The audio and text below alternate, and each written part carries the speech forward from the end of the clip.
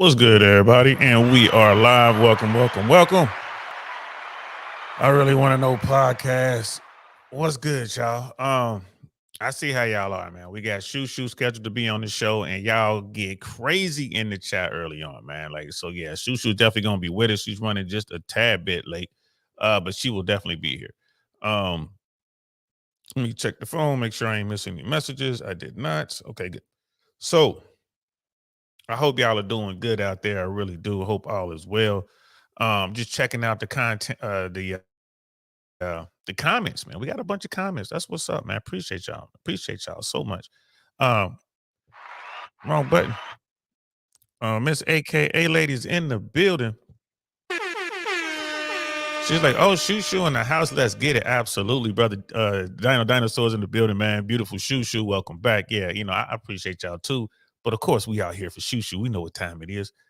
And brother Dino was like, yeah, FYI, brother DL, you need to watch back Fresh and Fit last night. Maybe for ratings, Myron was both I can't speak right now, man. Disgraceful and shameful. He had two young Ukrainian women to tears, and they both left over war. I haven't seen that. I mean, I've seen the thumbnails, but I haven't watched it, so I'm gonna watch it, bro. Having not seen it, I saw on the thumbnail they had the Ukrainian flag on, like edited in. Yeah, man. I don't know what's going on with Republicans here in America. But like our political community is it's definitely out of sorts. I don't understand how Republicans are pro Putin. I mean, a lot of it is, Americans are dumb. Let's just keep it 100. Uneducated. They don't really understand how the world works. They can't piece it together as far as what's going on. It's just definitely a proxy war. America's fighting Russia through Ukraine. Putin was wrong. The Russians are just getting mauled. American tech works. But I just don't understand. Like me and my man Jay Swans, we talk about this all the time, and I just don't understand these new Republicans, the Trumpers, really. It's not even Republicans, Trumpers. I don't get it. But I'm gonna watch it, man. I haven't seen it, so I can't really speak on it, but I'm definitely gonna check it out. See, Brother Smeebles is in the building. He was saying that he saw that, but honestly, I'm not in Myron's court on that. They have no idea what's actually happening in their own homeland. And when the truth is being told, they want to live in denial. All right, so he's in Myron's court. I don't know what happened. I didn't see it. And when I was saying Republicans are stupid, I wasn't talking about Myron. I'm just talking about in general. There's a lot of Republicans out there, just doing it like backing, like, and it's not Republicans, Trumpers. Trumpers are out there backing, want to back Putin. They're saying a lot of stuff. They live with their heads buried in the sand on a whole lot of facts. And then when they hit you with fake news, what's going on in Ukraine. I mean, it's crazy. You know what I mean? When you get invaded by a superior power, what are you going to do? You're going to fight. And if you're backed by America, you're going to be able to do a lot of fighting. So, but I haven't seen that, bro. I'm going to check it out. And then, next time probably Monday, I'll speak on it, but I haven't seen it yet.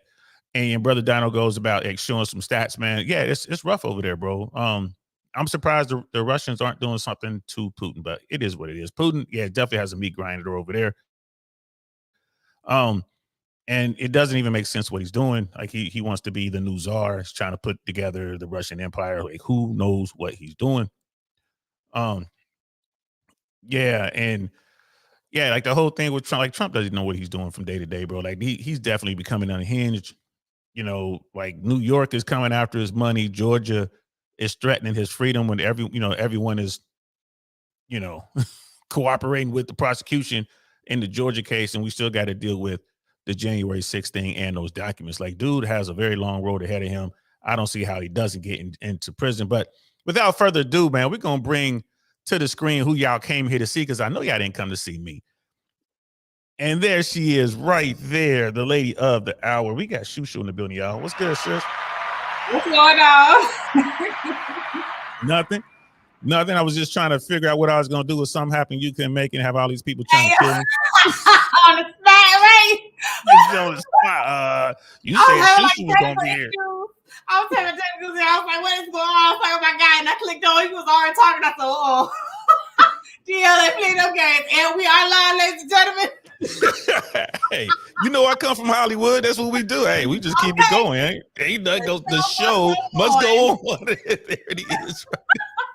Show must go on, man. I ain't on that. Like, this is YouTube, but shoot, I do it like we do it in Burbank. I'm just, action. Okay. I got a little ringer in here too, like a big old bell goes to ring, like that ring on the set, like get everybody quiet.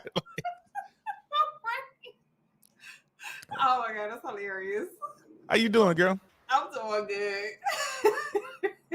I can't complain at all. It's Friday Eve. Tomorrow is Friday. Looking forward to hopefully an easy day at work tomorrow. And then getting some stuff together. I finally got my website up and live. I'm so excited. I've been trying for like the past 2 weeks to get this thing up and moving. And then finally I reached out to a friend of mine who was like really good with like the network side of this is my brother right there. Anyway, with this network side of you wanna know why you late? Why you late? Okay, now where you at? Why you at? Well, maybe I'm up here now and you try to call me anyway. But yeah, so I reached out to a friend of mine who's like really good with that, the real technical side of like computer programming and stuff like that. And he figured it out and like he literally had it together like in maybe like 30 minutes. I was like, what is the problem? I was like, yeah, see that's not my niche right there. All the creative not my wheelhouse. Okay. Like that's should have started with that call. He should have been the first call before you went in there and did whatever you was doing. Like, let me see if I can figure this. No, you ain't figuring that out. Get on the phone. Okay, I was like, where's the problem? What is the problem? So like, look in the mirror, you'll see the problem right there. You're right. The problem is this is not your gift. This is not your talent. Okay, it's not your talent. If you're gonna act or you're gonna write, you're gonna direct or you're gonna edit, we're gonna call Shu Shu. Outside of that, we got to call somebody else. Okay. But speaking of being a great editor and everything, and since you're here, man, we could kick the show off proper, like, hit it. And we are live. What's good, y'all? Welcome to the I Really Want to Know podcast, y'all.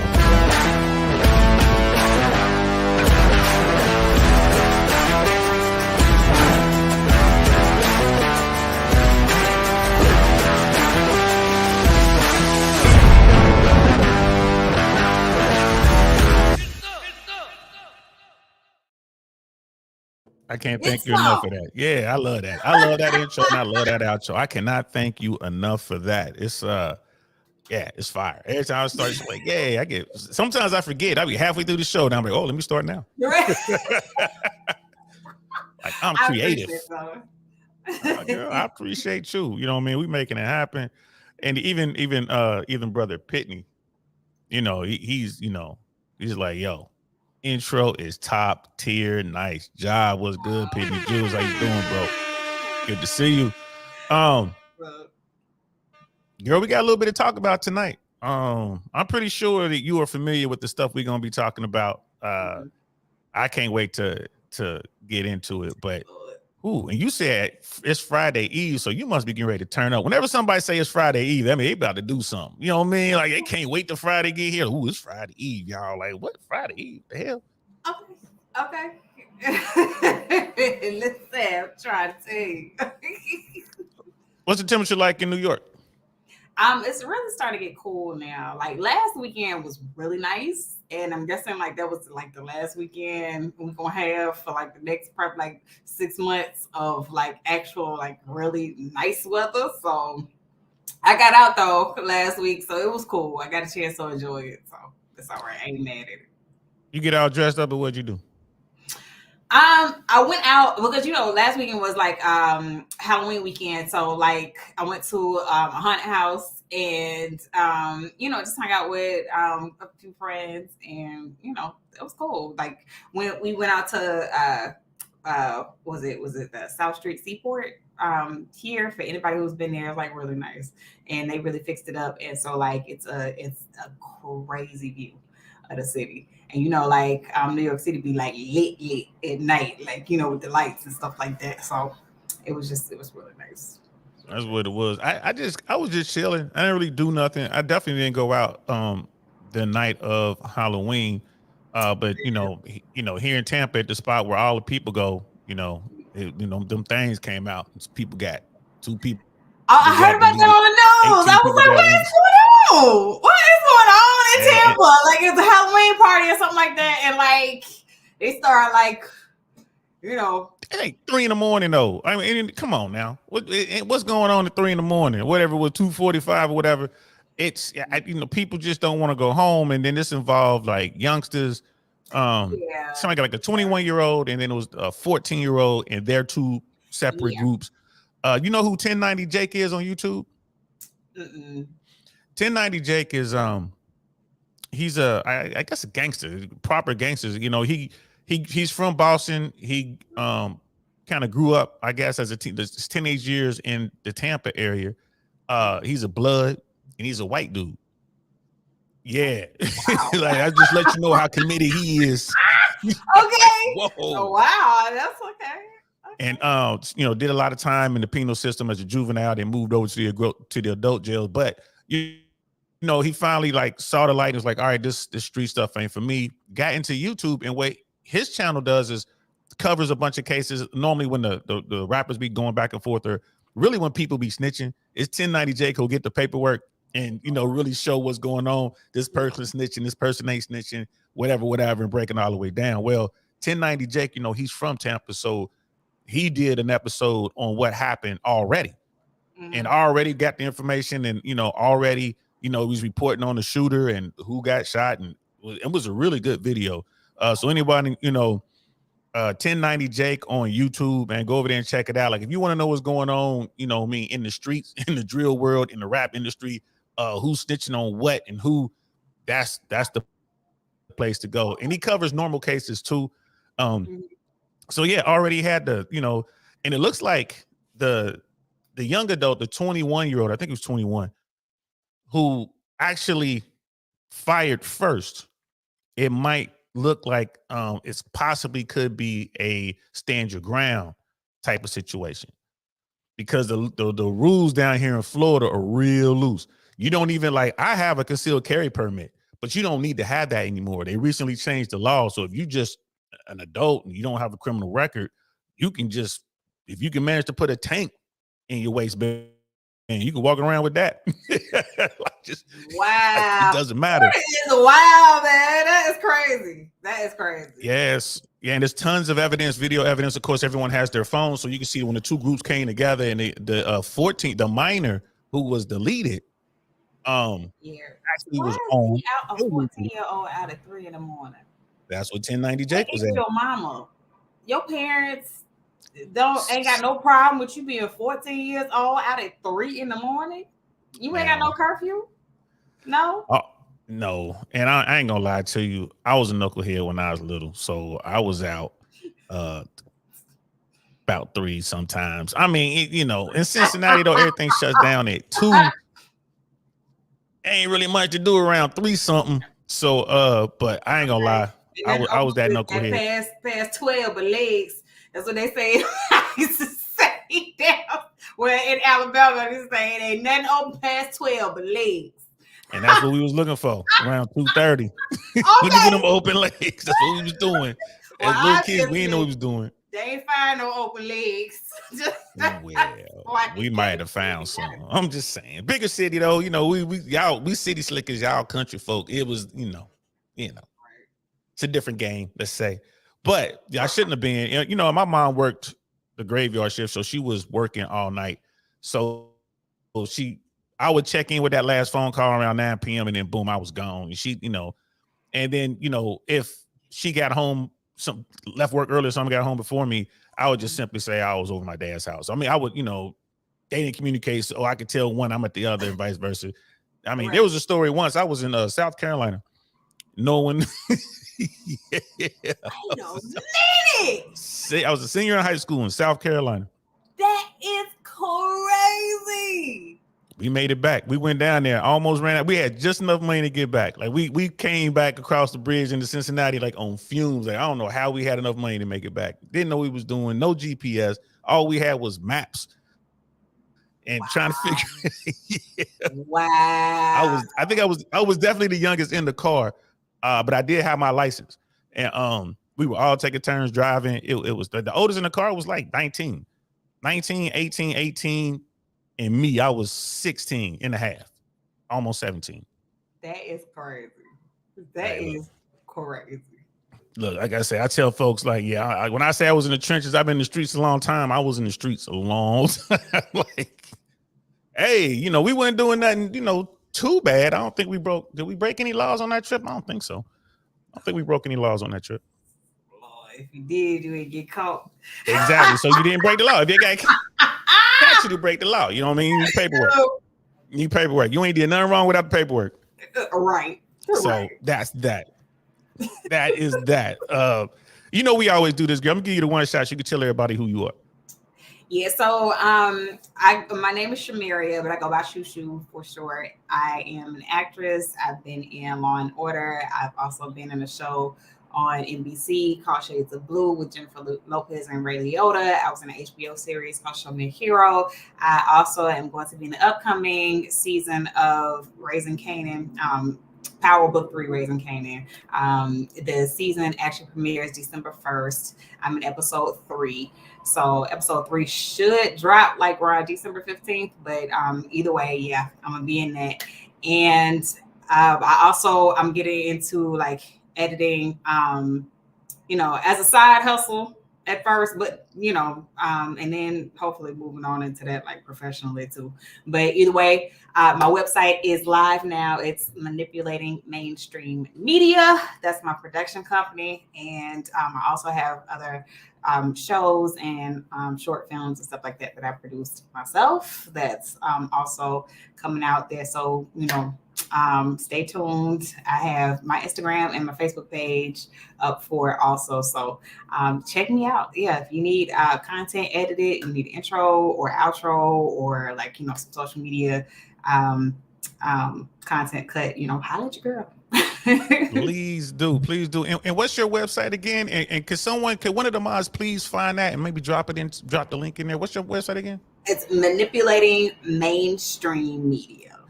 I know it's long, and the words of mediocre tutorials and reviews, it's long, but you know how to spell. Okay. Oh my God, I don't. Thank God for spell check. I've been man. If it was no spell check, it'd take me a while to find that. I'm sorry. Listen. Y'all heard I was a teenager in other states, not the neighboring state. I was 4 states away. So okay. I wasn't doing that much studying.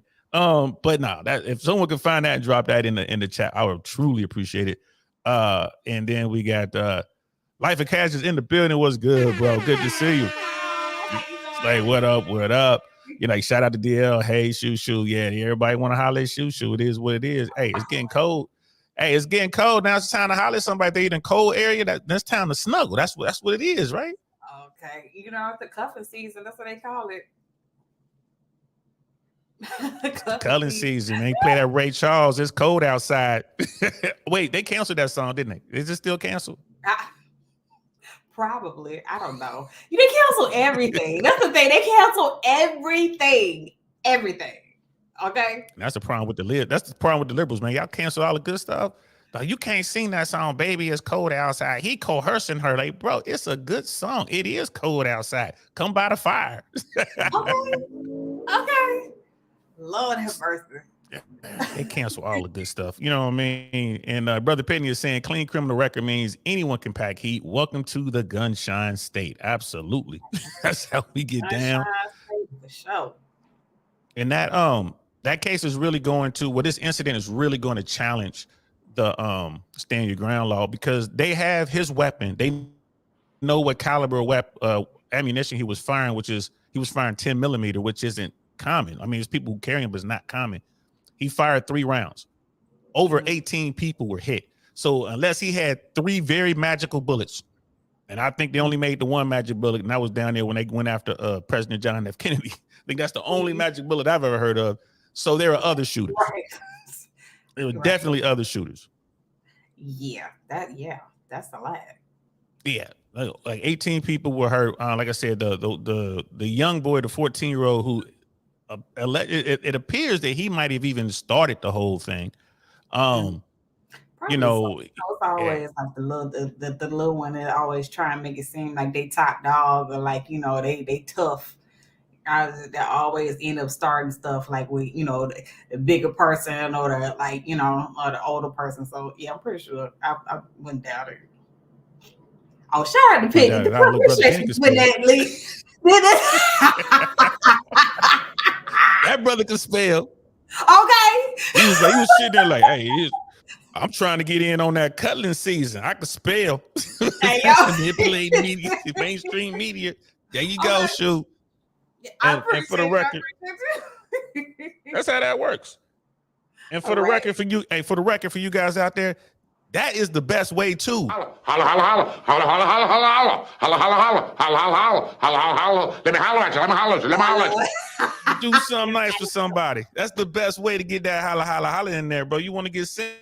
Okay. You know what I mean? He proved that he's resourceful. He can spell. Okay. You know what I mean? And he ain't asked for nothing. He's selfless. Right.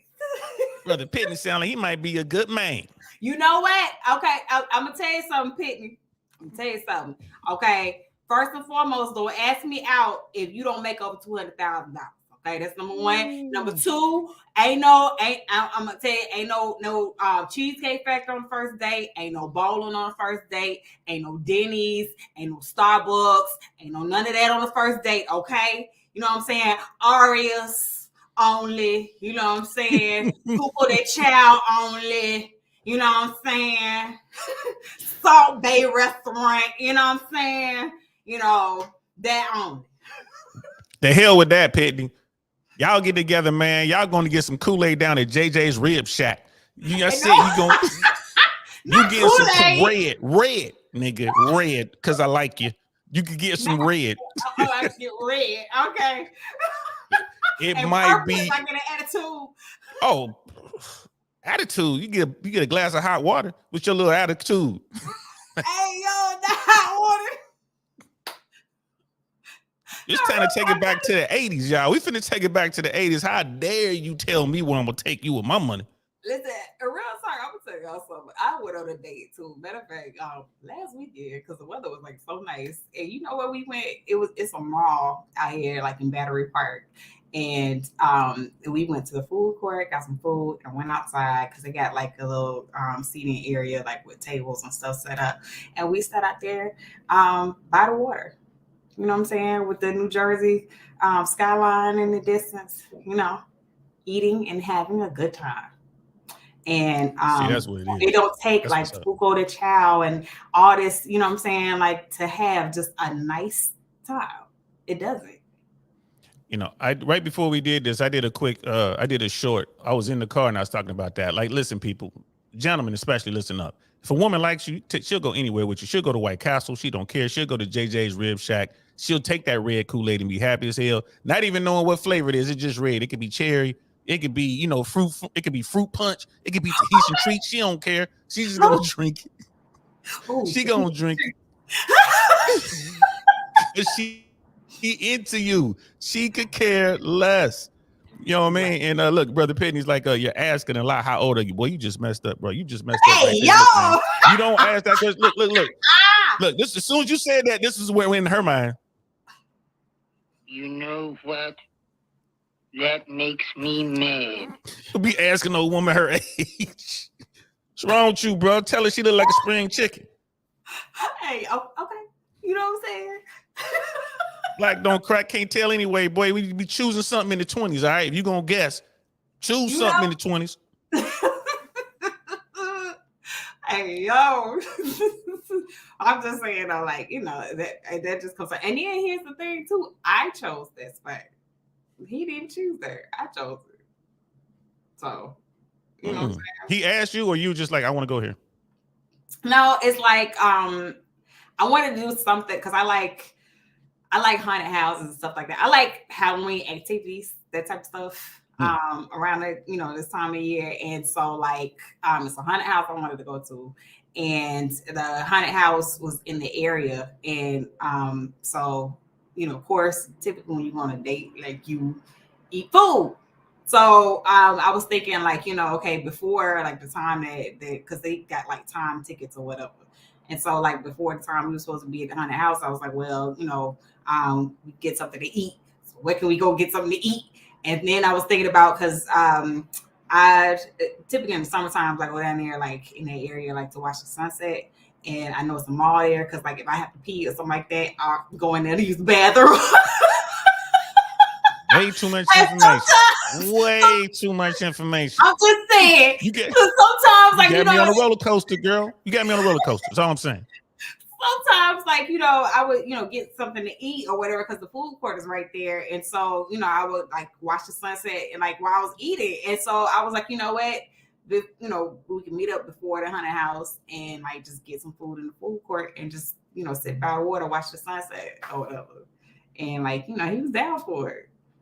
So, that's what's up. And look, Life of Cash is like, I don't think Shu Shu can keep up with me. I had that up there for a second. Look at that. I don't think you should keep up with me. You about to be in trouble now, but they about to come from all over the place. We got Brother Ted's in the building, man. What's good? Ted, what's going on? 5100, I see that. Yeah, 100. Wonderful 34s in the building. Good to see you as well, brother.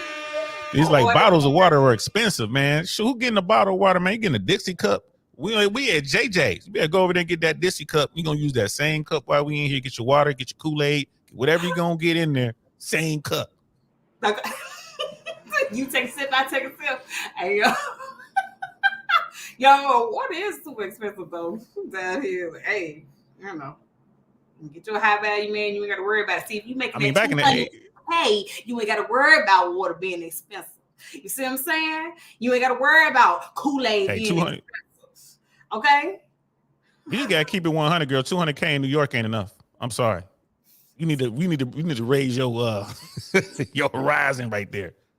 It's really not. It's not enough. In LA, 200,000 ain't enough. You really need 3 to be comfortable to kind of live the life that like I ain't really worried about this or that too much.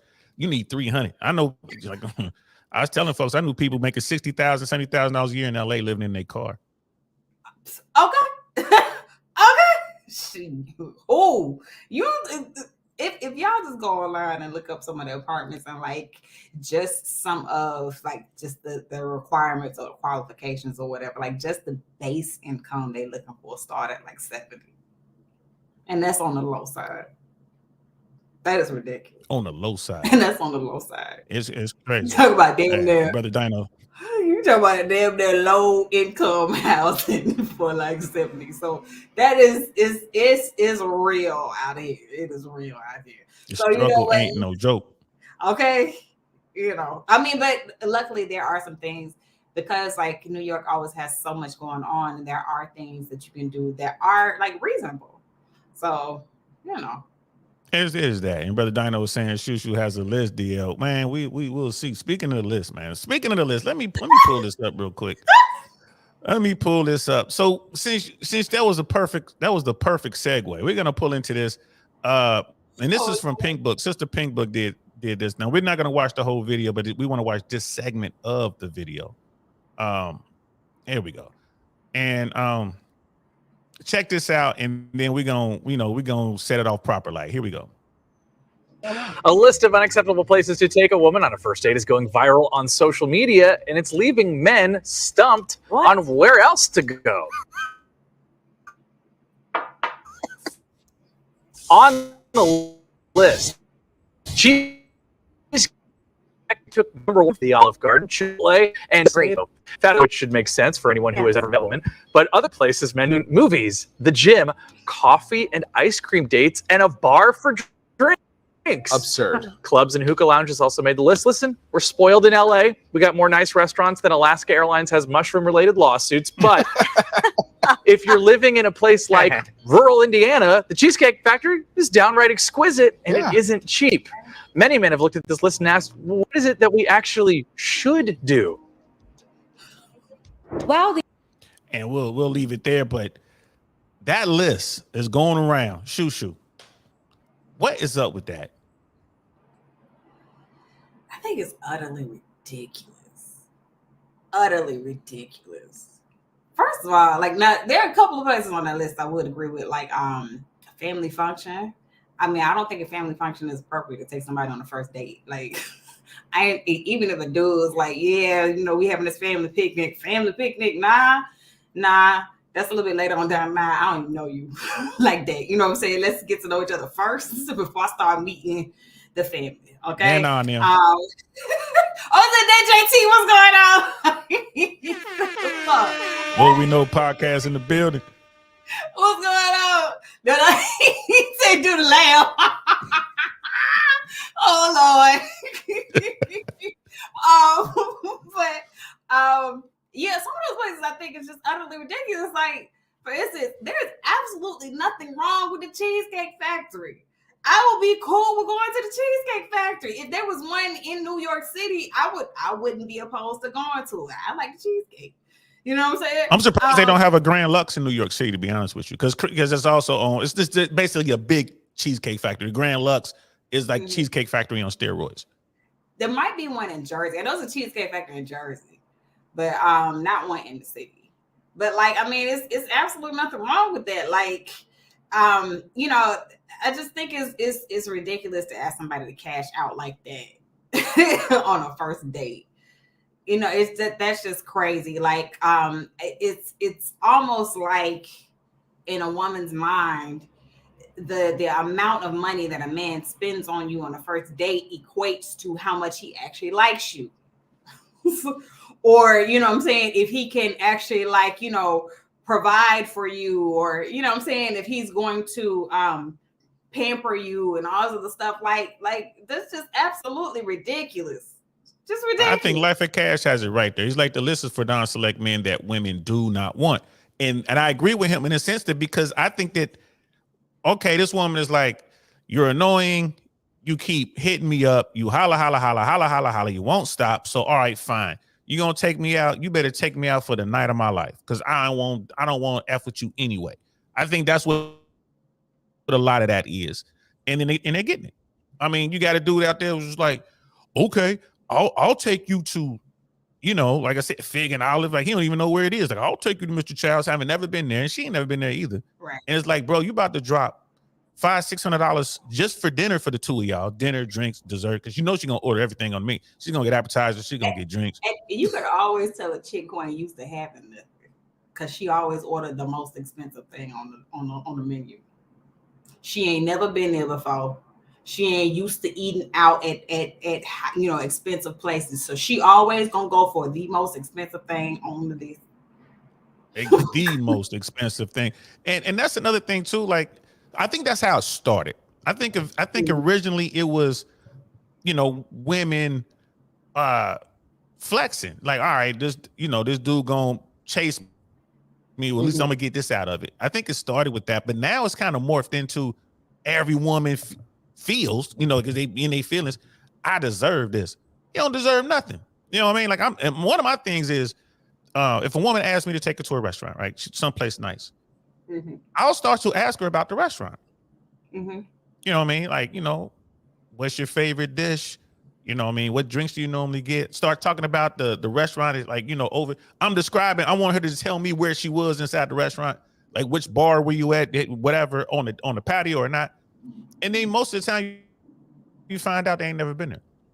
Right. So why the hell you want me to take you? You ain't never been there. Right. So I was like, It could be a first time experience. You know what I'm saying? Nah. You want a first time experience? I'm gonna need that first time experience first. First, I need the first time experience. You know what I mean? What'd you say after 2 a.m. ain't nothing open but what?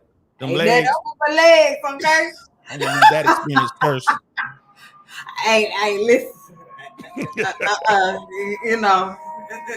Well, according to women, you know what I'm saying?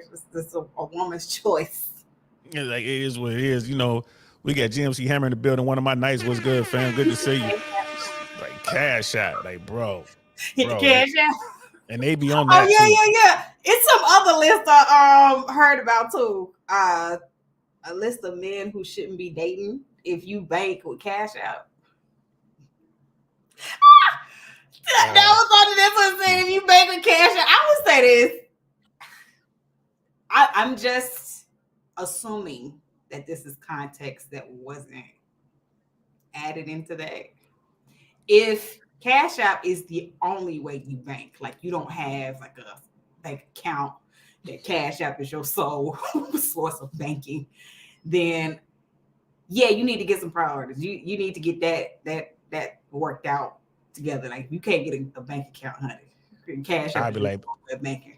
I'm like, baby, you so fine. I'm gonna come off this Cash App and I'm banking with Western Union now. No. No, you need to bank with an institution that is covered, that's FDIC insured, okay? You ain't say all that before. You scared to get out of Cash App. I'm out of Cash App. I'm in Western Union now. So what's up, Bendo? No, because other than that, like, I mean, because righteousness, she don't want you to have a Cash App so you can Cash App her some money, you know? So, but, you know, I'm assuming that that's the context of which they mean. I don't know no more, because honestly, I don't know what to say. It just gets more and more ridiculous. It gets more and more ridiculous. It's like, you know, I was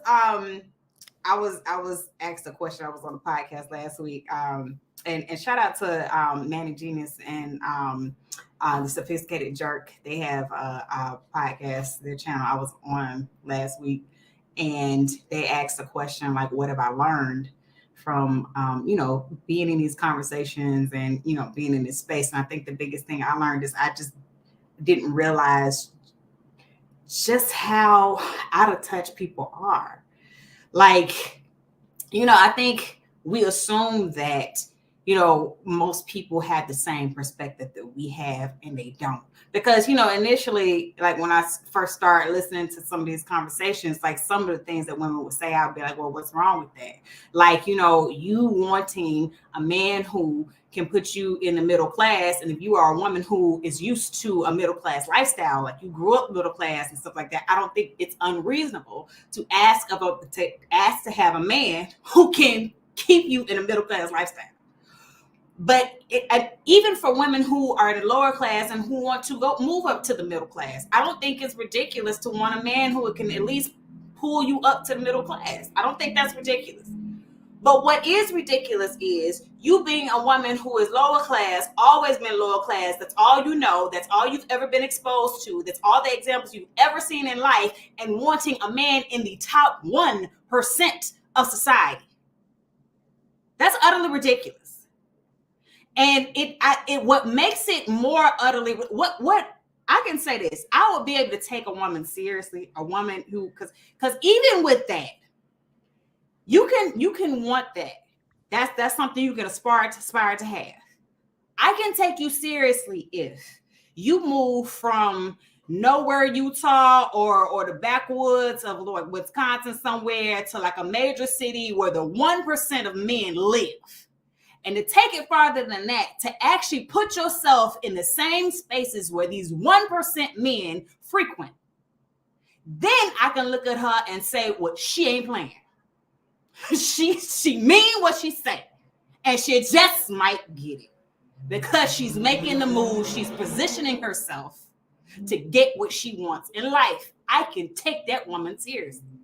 But what now you have is a lot of women in nowhere, Utah, in the backwoods of Wisconsin, talk about, I want a 1% man, but still sitting behind a computer screen or still sitting in a lower class house and not getting out there and then putting themselves out there and just expecting to just so happen to run into this 1% man somewhere. Like, what world are you living in? That's the thing that gets me. What? I'm sorry. Well, you know, it's not the people coming from the backwoods. It's not the people coming from the backwoods. It's not the people in flyover country. It's the people coming out of the hood, coming out of the trailer park, coming out of barrio. And it's the people who are stuck in this modern age of, you know, social media and technology. But I'm with you 100%. If you that type of woman, is like, all I'm messing with are top tier men, fine. Right. But when you say I'm an average woman, I'm not in the gym. I'm not trying to level up that way. I'm not trying to become feminine. I'm not trying to do the things that these guys are. I'm not placing myself in the arena with the top tier men.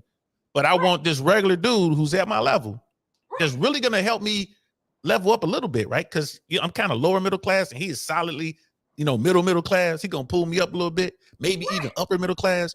Right. You making him take you to places you ain't never been and ain't never gonna go to, but you going home to smash Pookie and Ray Ray. So you going home to rock out the worst dude of them all. I thought she was a top tier only woman. You know what I mean? So it's not the, I would say in my personal experience, I would say the women in flyover country are just, they want to get the best they can get, but they ain't tripping. They'll still let you take them out and they'll go to Shoney's. They'll go to Cracker Barrel. You know what I mean? You might not get a second date, but they'll go. And it's kind of like what Brother Pitney was saying right here. Women make rules for betas and they break the rules for the alphas. For the right guy, they'll go anywhere on that list. Facts. That's true. That's true. You know what I mean? And like, Shu Shu going after these women out here. And I was like, I ain't mad at you, sis. No, it's just at what point do you ask yourself, how ridiculous does this sound?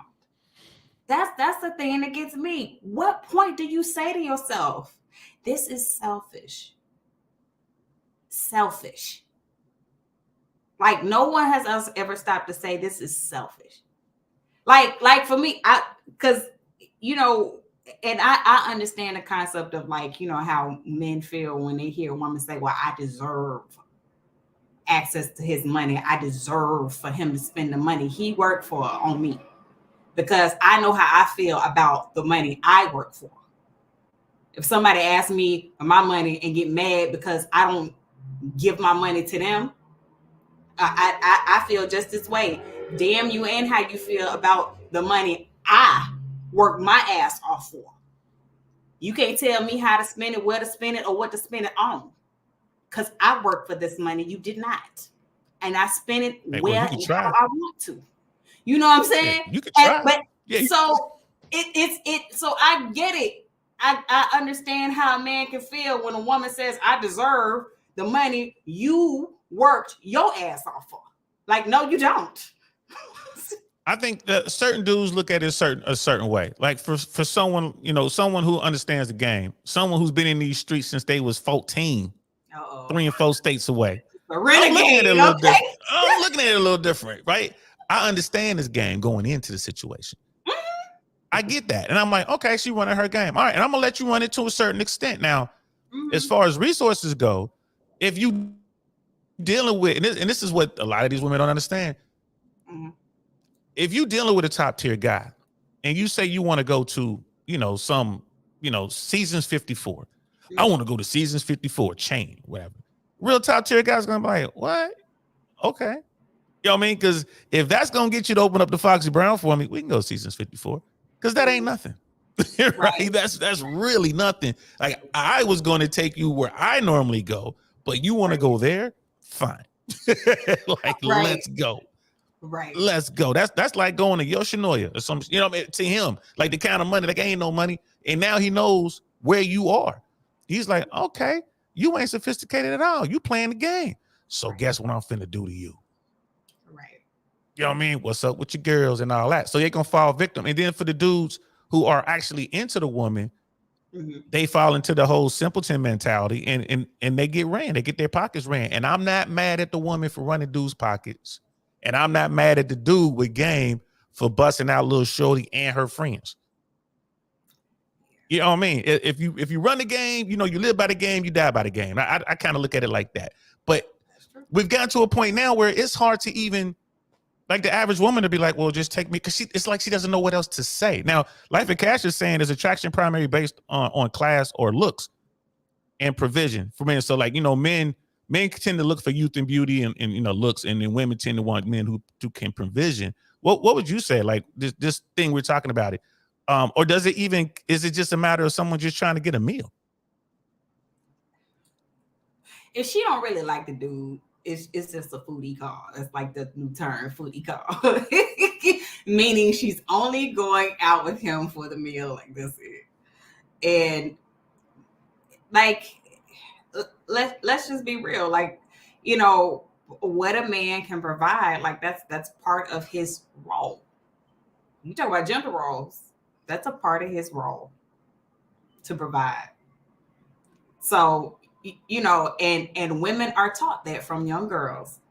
Part of what you look for in a partner is his ability or even his potential to provide, which is why you have here so many women saying like, okay, he didn't have to have a lot, but he has to be ambitious. He has to show that he is like, motivated. He's got some goals. He's got plans to, move up, financially. Because you think about it, and a lot of guys got to think about it too. What would you say to your daughter, or what do you say to your daughters if you have daughters? You don't want her going after no dude who ain't gonna put her in a certain lifestyle. You think about how hard you work to provide a decent lifestyle for your daughter, and you really want her to go from the life you worked hard to give her to the arms of a dude who just gonna have her out here hustling, scuffling, and struggling. Like, no parent wants that for their child, especially not for their daughters. So it's not unreasonable for a woman to look at the earning potential of a man. That's what's ingrained in us. And let's just be real. That's what it is. Now, what has happened is it's been blown out of proportion, and it's been just, just to this utterly ridiculous level. Yes. And so, like, when it comes to men, a woman's value is in her looks. It always has been. Like, older women would never quote or never tell you how old they really are. Like, forever, women have always lied about their age because they know youth is a part of your sexual market value. That's why you had so many women, older women. You could ask your grandmama how old she is, and she either not gonna tell you or she gonna lie about it. Because that has been ingrained in us. That's also why a woman she will never say she's less than a 10. That's why when we get into these ratings and stuff like that, on looks and stuff like that, women have such a hard time saying that they're anything less than a 10 or less than a 7, at least. Because our value is in our looks. And if you say that you are 6, you are 5, you are 4, something like that, that means you're saying that you don't have much value as a woman because you're not pretty. You're not attractive. You don't have much value on the sexual market. So these are the things that we tend not to keep in mind. And like, it's just gotten to a point where it's absolutely ridiculous. Like, seriously. No, it really is. And then when you look at that too, when people talk about that scale of 1 to 10, and then you tell a woman like, oh, you're 6, and then they look like they want to cry. It's like, that's a step above average, love. Like, why are you mad? Because men look at it analytically, and women are looking at it like you said, like, well, anything less than like you said, 7, it's just like, oh my God, all is lost. But men also look at other things. You know what I mean? Like, you could be a 4 in the face, but like the body's a 10, and then there's makeup. So you know what I mean? I knew a woman, this woman. When I say it was 2 different people, makeup on and makeup off, like you would not be able to pick her like in a lineup. You wouldn't. But if the lineup was her body, you would every time. There she go right there. That's her. I recognize that booty anywhere. That's her. But the face, like she would put on the makeup, and she was this was LA, and she was a professional makeup artist. So you know what they do. Right. She put on a completely different face. And it's like, wow, a guy would get with a woman like that, fall in love with her, and then he wouldn't care about her face so long as she kept everything else right. And this woman could cook, you know what I mean? She would clean, like take care, like run errands. I was like, bro, overall, 8, 9. I was like a 9 overall because she would hold it down. That's if you include like her characteristics or her other qualities. But you talk about just looks. Just your face. Like, how many dudes understand, like, every dude isn't attractive. They get that because they've gotten it like forever. You know what I'm saying? Like, when you hit puberty, you know whether or not you are an attractive dude or if you're not. Yeah, that's true. But like for women see it. but they don't want to accept it because we know our part of our value is in our looks. So, like, how many parents will actually tell their daughters, like, well, you know, you got to keep your hair up and stuff like that because you ain't really much of a looker. They used to hear that all the time. They used like, you better hit them books. Because you done fell out the ugly tree and then them branches done hit your face. You better hit them books. They used to say that. A lot of times they did, but a lot of times they used to say that to be mean. Because let's just be real. Most parents, if this is your child looks like you. So how many parents gonna actually tell their child they look ugly? Look, I told my baby, I was like, look, you born into this family, you got one of these big heads. I'm sorry, get used to it. Headquarters. Listen, honey, I've been head of the class. I've been head of my time. You know what I'm saying? I got a good head on my shoulders, honey. You know what I'm saying? So that don't mean nothing because she got a big head on her. Okay? I'd be like, 2 heads are better than one, and you standing by yourself. Hey, yo. Get used to it. Get used to it. But you know, but at the same time, she's cursed with beauty. So I get your point. Like I have a situation. Like she's cursed with beauty. Beauty is a curse. I don't care what nobody say. Beauty is a curse. Yo. So we be talking all the time, but the thing is, when women understand the beauty part, how come they don't understand that it's easy to get dudes for the physical part? Because, or do they is that one of those things they just don't want to accept, but do it anyway? Because it's easier for us to get dudes physical. Yeah, it's easy. It's easy to get that. You know, it's easy to get that Foxy Brown away. It's easy to get some dude to come in here and bust it out. Right? So simple. A 4 or 3 can do it. Guys don't care what they smash. Like I said, most dudes, if they can get an angle on a fence, a chain link fence, he in there. You know what I mean? A lot of that is because of what we're taught about sex. So we teach women that sex is equated with love, or at least it should be when you give it up. Men aren't taught that. You're taught that you're supposed to get it because you're a man. So if you have a woman who looks at, okay, a dude, of course he wants sex. If she gives him sex, that means he loves me. But because that's what she's taught. Sex is equated with love. If he gives it to me, he loves me. He cares about me. It gives me value to him because that's what we're taught. Sex is value. But to him, if y'all not taught that sex is value, of course, you know, to him is something totally different. That's what a mixed message is. Yeah, for us, it just really feels good. I mean, you will have emotions for a woman with time, generally speaking, but initially it feels good. And it's funny because you say that sex equates to love. Well, down here in Tampa, there's some women just loving everybody. You know what I'm saying? They can't get enough loving. Like that song, A Whole Lot of Love. They can't get enough. So what's going on with that? Okay. So a lot of that is, some of it is because maybe because of what they were taught about sex. You know, most good girls were taught that sex is equated with love. And all, even women who are like very, very emotionally damaged and grew up with like, you know, daddy issues and stuff like that, they know that men want sex. And they feel like if I give it to them, then that gives me value to them in their eyes. You see what I'm saying? They still equate it with value. And which he does have a certain value. He does have value, you know what I'm saying? But it's not the same value that they think it is. And then you do have some women too who, I mean, like I think men underestimate the fact that women like sex too. Women like sex. Say that one more time.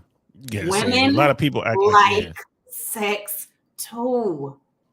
Dare I say love? Because here's the thing that gets me. Like, you know, I think men have a lot of the perspective that they have when it comes to sex and women and sex, because like, you know, oh, women are naturally monogamous, or women, you know, and it's because, you know, or men can't fathom a woman being intimate with multiple guys and like still being able to hold down a serious relationship, because they just don't want to think of a woman in that view. But here's the thing, like, you know, and I've had people argue me down, like, I don't know what I'm talking about. But of course, you would have that perspective if you're a man, because you don't know what it's like to be a woman. Yeah, because look at Levy Cash. Yeah, all question marks. She's right. Like, what? You don't know what it's like to be a woman. Like a man trying to tell me how I feel sexually, what I like sexually, how often I think about sex, how much I desire sex, is the equivalent of DL, you telling me, let's say you tell me, oh damn, Shu Shu, my arm is killing me right now. Right? You and your body, you feel your arm is killing you right now. It's hurting real bad. And that's the equivalent of me sitting on this screen and telling you, DL, your arm don't hurt. Ain't nothing wrong with your arm. It don't hurt. But the bone's sticking out. Now, I'm not in your body. I'm not in your body. I'm not experiencing what you experiencing. But you experience pain in your arm. But yet I'm telling you there is no pain and you don't feel anything. That's the same thing. That's the same thing. The bone sticking out. Right. You don't feel nothing. That ain't nothing. You ain't feeling nothing. Okay. Exactly. That is exactly what men do to women. Y'all try and tell us what we feel and what we think sexually and stuff like that. And when, just like you was like, you know, but the bone hanging out, how many, I don't know how many or how long, how much it's going to take for y'all to see how many women out here got babies of whom they don't know who the father is. How many women out here, you know what I'm saying? They sneak around, they cheat and all this other stuff just as much as men do, almost just as much as men do. But y'all don't think women like sex just as much as y'all do. I'm going to tell y'all something. I think that, I don't know, I guess men were just asleep. That the boys was asleep in human anatomy class or in biology when it was talking about the whole menstrual cycle. That whole process that a woman experiences every single month is about a woman's body preparing itself to house a fetus. It goes through that process every month, every 30 days. And guess what has to happen in order to house a fetus? You have to get horny, right? Because you have to conceive a child. So guess what? Yes, women like sex. Women need sex just as much as men do biologically. Our bodies are designed for it. So to sit up here and keep this fallacy in your mind, like women don't enjoy sex, I don't understand what it's going to get to. But you know what? Women have our fantasies. Y'all have y'all fantasies too. So y'all keep whatever helps you sleep at night, whatever will help you lock down a serious relationship. If that's what you got to tell yourself, keep telling yourself that. And I'm sorry, I'm done with my rant. Yeah. I ain't mad. I'll let you have that rant, girl. I finish it off with a Don DeMarco. I like that rant. Don DeMarco. Because here's the thing. I'm just so happy because you said, Miss Shu Shu, how much do you think about sex all the time, sir? I think about it. Don't let these people get you in trouble, Shu Shu. Don't let these people get you in trouble. You about to have the whole server finna crash. They about to send the Thundercat sign up. Shu Shu over here talking about sex, man. You ain't gonna be able to get into this daggone. What's wrong with it? I can't get in the DLs chat. What's going on? Okay. You know what I mean? Brother Speebles is in the building. What's good? All the way from Australia. He's like, I can't feel my toes. Wait, I don't have any toes. I think I need a hug. But I will say this. It goes back to social norms in a westernized society.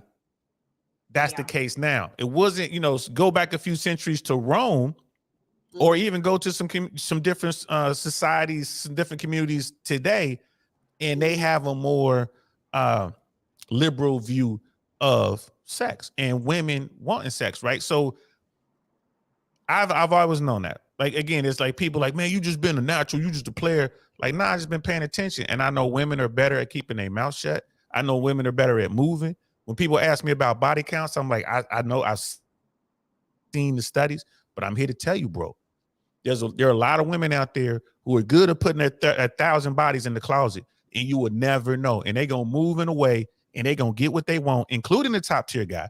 They gonna get what they want. They gonna smash what they want, and their husband won't know. Listen. I remember being at a party with some top tier people, and somebody might have seen somebody else and invited them to the master bedroom. It was really a tour. Let me give you a tour of the house. It's the new house. It's, you know what I mean, this beautiful home that didn't cost $10 million. And next thing you know, you looking around, ain't nobody here but just us. Right. You know what I mean? I thought everybody was coming on this tour. I guess it's just us. That's and hey. And then they get to doing what they doing, and everything, you know, body fluids are exchanged and all that. And then you go back and join the party. And that same woman to be over there kissing on her husband and doing all that stuff. And it's like, wait, she got a whole bunch of little means in her mouth, and she ain't washed, she ain't spit nothing. People get down like that. And those would be the wholesome women, the mother of 5 and this and that, never get caught. So I tell dudes all the time, man, is if you dealing with a woman who know the game, you ain't never gonna catch her. So why you worried about it? Again, that's something I learned to stop trying to speak up because I have had to eat my words so many times, which is why these words I'm trying to tell y'all dudes, like, I know I'm not eating those because I know, I'm telling you, like, these young, I mean, the social media generation, I will say that, are this whole sexual liberation stuff like that. First of all, this is like first sexual liberation movement we've had, but you've got a lot of women out here who know better than to put what they do in the bedroom out there. You know what I'm saying? Yeah, you got these, you know, young women now. They just like, I'm doing all this, I'm doing all that. Okay, you know what I mean? But it's a lot of women out there. Hey, Rook, how you doing? Hey, that's my people, Rook in the building. Right? And look, he like, what combo if I walked in? This is every time Shu Shu over here, bro. And look, he like body fluids. The hell going on? Hey, listen, this is a grown folks conversation over here. Grown folk conversation. It's a lot of women out there who get down, but don't put their business out there. A lot of women. Yes. You know what I'm and saying? look, Life of Cash is asking for story time. Okay, I get it to you. You want story time? You want story time? We get story time. Hold on, let me figure out these buttons. Here we go. Everybody sit down, please. It's story time. Story time. You want story time? I give you story time. I give you story time. Here we go. You know what I mean? So I'm in a spot with my people. I ain't gonna tell you what city or state I'm in. I ain't gonna tell you what country I'm in. I'm at the spot with my people. We in there kicking it. South Carolina. I'm at the bar, and I have a woman come up to me. She got a list in her hand. She has a handwritten list in her hand, and you can see that she's marking stuff off. Right? It's like a vertical list. She's marking stuff off. So she comes over and starts talking to me. She chats me up. This is a beautiful woman. Like, I mean, I give her 7 for real, solid 7. You know, nice body. She, you know, beautiful woman, Latin descent, hardworking, independent woman, and she's with her friend. And they work together. Right. And they in the hair shrinking business. You know what I mean? So her friend helped her write this list to help her break free of her old self. And I'm thinking to myself, hell yeah. You know what I mean? So she's sitting over here talking to me, and she says, excuse me, can I give you a hug? I think that's what she asked me for. And I was like, sure, why not? Gave her a hug, and then she marks it off on her list. And then she asked me something else, and I complied. And then she marks that off her list. So I was like, all right, what if she bought me a drink? That's what it was. She's like, can I buy you a drink? Like, sure. I'll have, you know, whatever it was I'm drinking. She marks that off her list. I'm like, so what's going on? I see you got this list. What are you doing? She was like, my friend says she made me write this list. We came up with this list of things I must do so I can be free of my old self, or whatever the hell she was saying, right? I was like, word? So you got to do everything that's on that list? Lord. Y'all know where Uncle Shank was going with this. Oh, I Lord. took that list from her and I added some items. Yes, I did. And yes, she did. So, so here's the thing. We ended that night at her friend's house. Her friend's on the phone with her husband, who's, not there, obviously, warming up the hot tub so we can all do what we gonna do in there. But I couldn't wait for her phone call to be over. So I'm doing whatever I'm doing with the friend. We completing that list. And trust me, I added some good stuff to that list. Right? No one to this day in their worlds know what happened that night. And I've seen these women in passing or whatever at different events or whatever, and I'll get a wink. You feel me? I'll get a wink. Like, what's up? I see you, and I ain't going over talk none of that stuff. Women know how to choose the dudes that they know with the program. Sometimes they choose poorly, but most times they get it right. They get guys know how to keep their mouth shut, and they get guys that they know aren't weirdos. That's why it's so important for you guys out there. You can't be a weirdo. You can't come off thirsty. You got to know what you're doing, or you will never have a story like that. That's just one story. Now, we got Rook in the chat. Oh, Lord. Y'all got to pay to hear his stories. Y'all got to pay to hear his stories. Zip, motherfucking zip. And that's for Rook. He know what I'm talking about. Zip, zip. Y'all want to hear that story. Oh, Lord. There it is. He like zip, zip storytelling. Zip, zip. Oh, Lord. Y'all is not ready for zip, zip at all. But the thing is, and my man Jay Swans is in the building. What's good, player? Even me and Jay Swans got stories before he got married. I ain't gonna tell none of those. I won't even tell you. Can't even pay for those. Them stories, they so classified. Trump ain't even got them. Yeah, Trump can't even get them. That's how classified they are. But the point is this: women in America, especially, they know how to get it if they want it, and that's what they doing. That's what they doing. Brother Cash was right. It's cyclical for women. Like it's a cycle kind of thing. But for men, they're always ready to go. Women know that too. Women understand that too. And I think the problem is because it's like, well, women want it and enjoy sex as much as men. And why are they trying to get all this stuff for it? Because that's how society is. And women still want men who provide, right? But if they get a guy who can provide and does everything for them, but get them horny, get them hot. I mean, they gotta get that taken care of, right? Yo, I had a great aunt, saying something was so cold. I never forgot it because I couldn't believe she said it, Lord. She was like, every woman needs two kind of men. One to pay her bills and one to supply her needs. Hey, like, that's what it is. I said, what? Okay.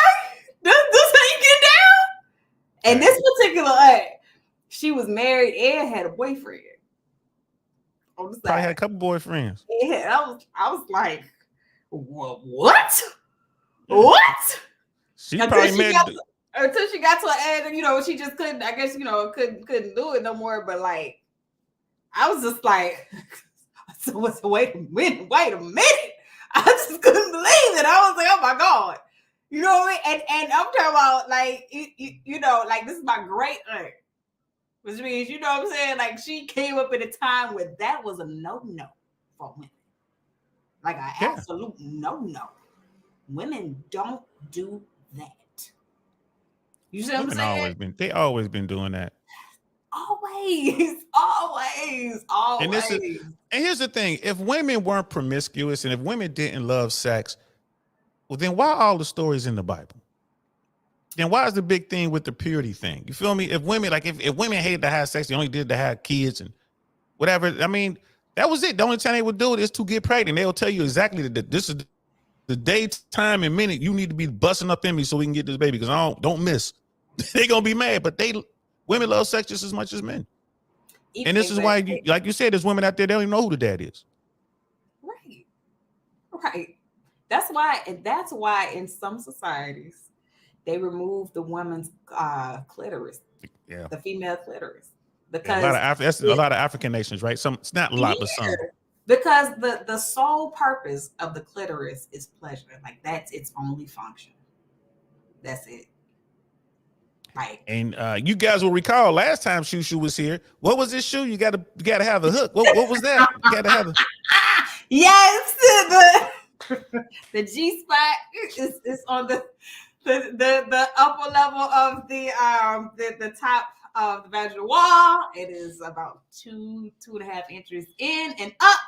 So you know you gonna put your fingers in there, or even in, your man in there, you want to be up. It's 2 inches in and up, and you want to do like a come hither type of motion.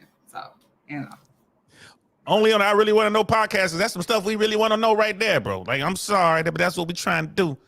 So you want to go in and like come here. So that's what you're doing. See, man, Jordan gonna beat me up. I swear, I'm bad. I know I'm in trouble. I already know I'm in trouble, y'all. Listen. It's you just trying to give y'all better experiences, okay? So it just only makes the experience better for both you and her. That's it. Okay. Yeah, and I hope y'all check that Brother Smeeble's story as well. Brother Smeeble's got stories in there. He's Australian. Listen, man, I got a story where I literally met 2 Australian swimsuit models. This is no lie. This is no cap. I was in Santa Monica on 3rd Street Promenade at Barney's Beanery. Mm-hmm. So yeah, we're gonna get that as soon as we hit 2,000 subscribers. I'm 2,000 subscribers. We're gonna start the Patreon, so y'all can hear some of these stories. We got to put all this behind the paywall. Yeah, that's why I'm like, I got to go to Australia because, man, look, they were beautiful too. Ooh, one was from Perth and the other one's from Melbourne. Oh my God, man, listen. Not exactly what we had set out to talk about on today's podcast, but hey, since we're here, so Shu Shu, we talking about all this, and we know that if given that women are as excited and enthusiastic about being with men as men are being with women, what would you say to these brothers as far as how to approach? Like, you out and about, you're in the trenches, you're trying to get on. What technique do you prefer, and what you would say other women might prefer when men are trying to break the ice or whatever? I mean, number one, like, okay, read the room. So, like, especially depending on where you are. Where you are and time of day matters. Like, for instance, if it's like 3 o'clock in the morning, like, don't be talking about smile, honey. Smile, baby. Like, no. Like, then you come off like a weirdo. Something like, I don't know, oh, that's a nice hairstyle. Or like, I love that lip color or something on you. Like, you know what I'm saying? Just a compliment always goes a long way. A well thought out compliment, gentlemen. Right. You got nice tits. Right. Or like, I like the way your booty looking in them jeans. Like, yeah, no, that's not it's not gonna get you very far. So damn, girl, I drink your bath water. Okay. Or like, say if you this may sound lame, but like, if you, I don't know, you be like, oh, excuse me, ma'am, you dropped something. And she'd be like, wait, my number, I just want to give it to you, like right here. You know what I'm saying? And trust me, she'll laugh. And that'll break the ice, because you can make a woman laugh. It lowers her guard. You know what I'm saying? Or you be like, hey, excuse me, miss, excuse me. Especially approaching her like, a gentleman, or like with, just a sensible person. Excuse me, miss. Like, don't be like, hey, shout it, hey, yeah, come here, let me holler. That's not gonna get it either. But if you be like, but if you 16 though, in 1988, that shit worked pretty good. But not we were snatching them up. Come here, girl. Oh, okay. But you got to remember, 2023, this is like cancel culture and like the overly sensitive generation. So you got to be really careful. You know what I mean? So just be like, excuse me, miss, I think you forgot something. And she'd be like, what? My name, so my number, or like my name is my name is such and such. It's nice to meet you. And of course she gonna smile, she gonna laugh or something. because she wasn't expecting it. It was unexpected. You know what I'm saying? Number one, you approaching her like you got some sense, like you're not a weirdo creep. And then number two, it's unexpected and it's cute. She's gonna laugh. So there you have it right there, John. Man, this is something I tried to Oh, life a cat. I would. you drop the handkerchief. I would. I've done it before. Now this is something before. So I tell folks all the time. I tell these dudes all the time. I'm like, look, bro, you have to force yourself to get out there and fail, so you can begin to find those, for lack of better terms, those lines that you know works for you. Like I'm a comedian, so I'm definitely gonna make you laugh. I dress a certain way, so that tends to bring women to me. Like if I'm out somewhere and I'm dressed nice, y'all think I'm playing. Down here in Tampa, you go out wearing a tie and a vest or something like that, or an overcoat and a nice hat. Women just come up to you like, oh my God, you look nice. And then I do what Jay Swans is talking about. Because Jay Swans is like, women ain't got to do nothing to get that, but a paratrooper will smash a hole in the fence if it was wet. You know what I mean? So remember I said if we can get an angle on it, I like if dude can get an angle on it, they gonna do it. But here's the part. This is what I really meant to highlight, not that one. We're talking about the hook. It was like, nah, brother. It was all about the curve. And that's what we used to always talk about. The curve. Because the average dude is here. But that curve, it curves up. Yeah, the curves in the right direction. No, you just gotta turn. You just gotta turn yourself. You can make it curve up. You gotta get creative. Right. Because if you curve, your curve just hit a wall like that tends to be a little painful after a while. So it's like this is not pleasurable at all. Can you hurry up, please, sir? And it must be it's got to be pleasurable, guys. Otherwise, it's a wrap. Okay. I hope y'all paying attention. Okay. we getting the real sauce. Your feet must be tired. Like, your feet must be tired. You've been running through my mind all day. Right.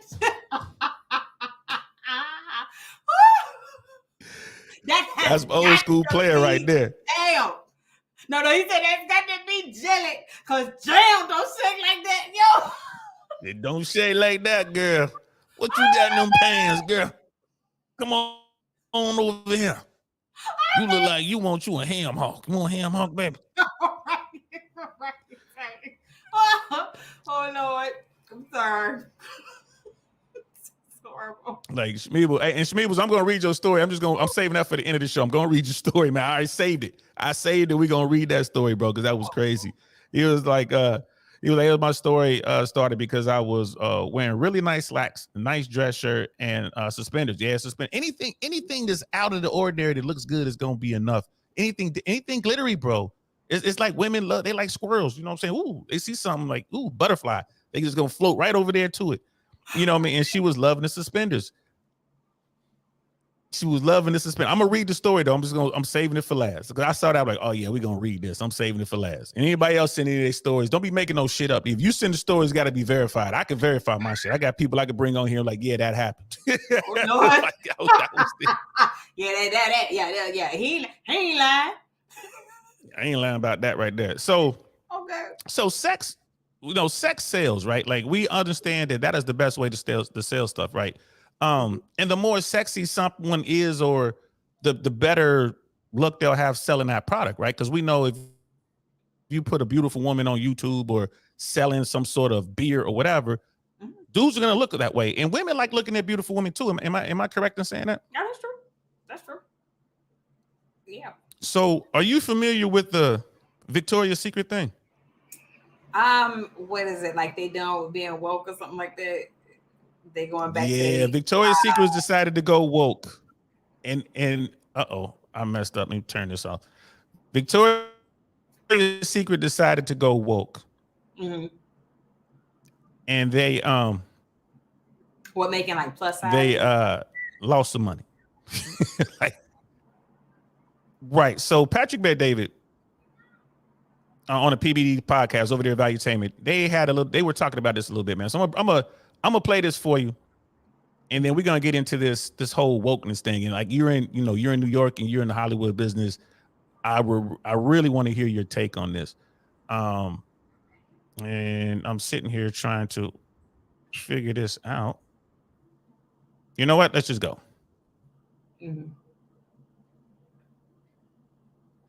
So Victoria's Secret returns to sexiness after woke feminist campaign fails. Victoria's Secret is abandoning its woke marketing approach and returning to its hypersexualized image after nearly 3 years of falling sales. According to President Greg Eunice, the brand is refocusing on sexiness. Interesting. I wonder why. While claiming it can celebrate the diverse experience of our customers, rebranding effort, which began in 2019 with the suspension of the famous Angels runway shows and continued in 2021 with the introduction of the VS Collective, including figures like Megan. Can you pull up, actually Google the VS Collective and go to images, see what comes up, including figures like Megan Rapinoe has not been successful. CEO Martin Waters admitted that despite best efforts, it has not been enough to carry the day. To recover from projected revenue decreases, including a 5% drop in 2023 compared to the previous year, Victoria's Secret is resuming runway shows, relaunching swimwear, and activewear lines, and modernizing its physical store. Kayvon, what do you have on this story? What are your thoughts? So Victoria's Secret went with their woke agenda, plus size clothing, no more sexy models, bringing in LGBTQ plus athletes and spokespeople, and they lost billions. They lost billions of dollars. Folks were not buying Victoria's Secrets.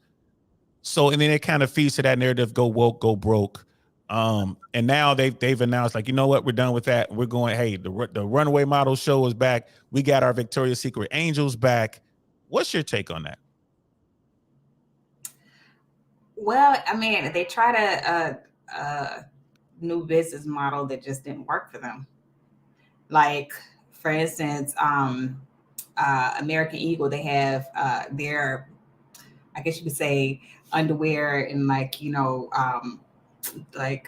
loungewear line is called Aerie. And their whole marketing campaign is, natural women or natural girls. So, in their ad campaigns, they do light retouching. They still retouch, but they do light retouching. So, like, their models, you can still see, stretch marks and stuff like that on them if you look close enough. Or like, if they have like any kind of sexy though, couple stretch marks. Yeah, but here's the difference though. Like, even for the models who are like thicker, it's still like solid. Like, it's not like they aren't rolls. You know what I'm saying? It's still like because you do have some women who are, who would be considered overweight or can be considered heavy, but like it's like a solid heaviness that they have. It don't like they don't have like rolls on top of rolls, if that makes sense. So like you can use a woman like that in the ad campaign and put like, underwear and bras on her and it would still look nice enough to sell. Whereas you can't just pull any everyday average heavyset woman who she may be overweight, but like it just doesn't look nice. You know what I'm saying? So like, whereas I think with Victoria's Secret, I do know what you're saying. And because you have Rihanna's brand, Savage Fenty, her whole thing is like she has lingerie and stuff like that for petite women, but she also has lingerie and stuff like that for heavyset women. And like, they have it where like, if you take pictures or whatever in like the lingerie or whatever, and if it looks nice, like they'll put it on the website, you know what I'm saying? Or they might actually use you as a model. But like still, even with the ones that they choose, like the body type, like they may be, heavy set women, but it's still like, it's not like just rolls and lumps and cellulite everywhere. Whereas, like, you know, Victoria's I mean, Secret, there they are were trying to go woke, but like they were trying to go woke in the wrong way. You know what I'm saying? And it just didn't work for them. So, you know, because bottom and it line is, cost them you billions gotta of dollars. compete. Like, you know, because Life of Cash is Yeah. saying Because you got to compete with you want your people to buy your clothing, you're gonna do right. way better. Yeah. So, like, Because you you know, got, you like you got said, and Life of Cash is saying that there's definitely a difference. Like, I'm gonna go real quick. There's definitely a difference between being thick, BBW, and big boned. Would you agree with that, or is it just like, you know, because the woke culture will have you believe that there's no difference at all, and I think that this thing with Victoria's Secret just proved that was like $1 billion experiment to figure out what everyone already really knows. Yeah.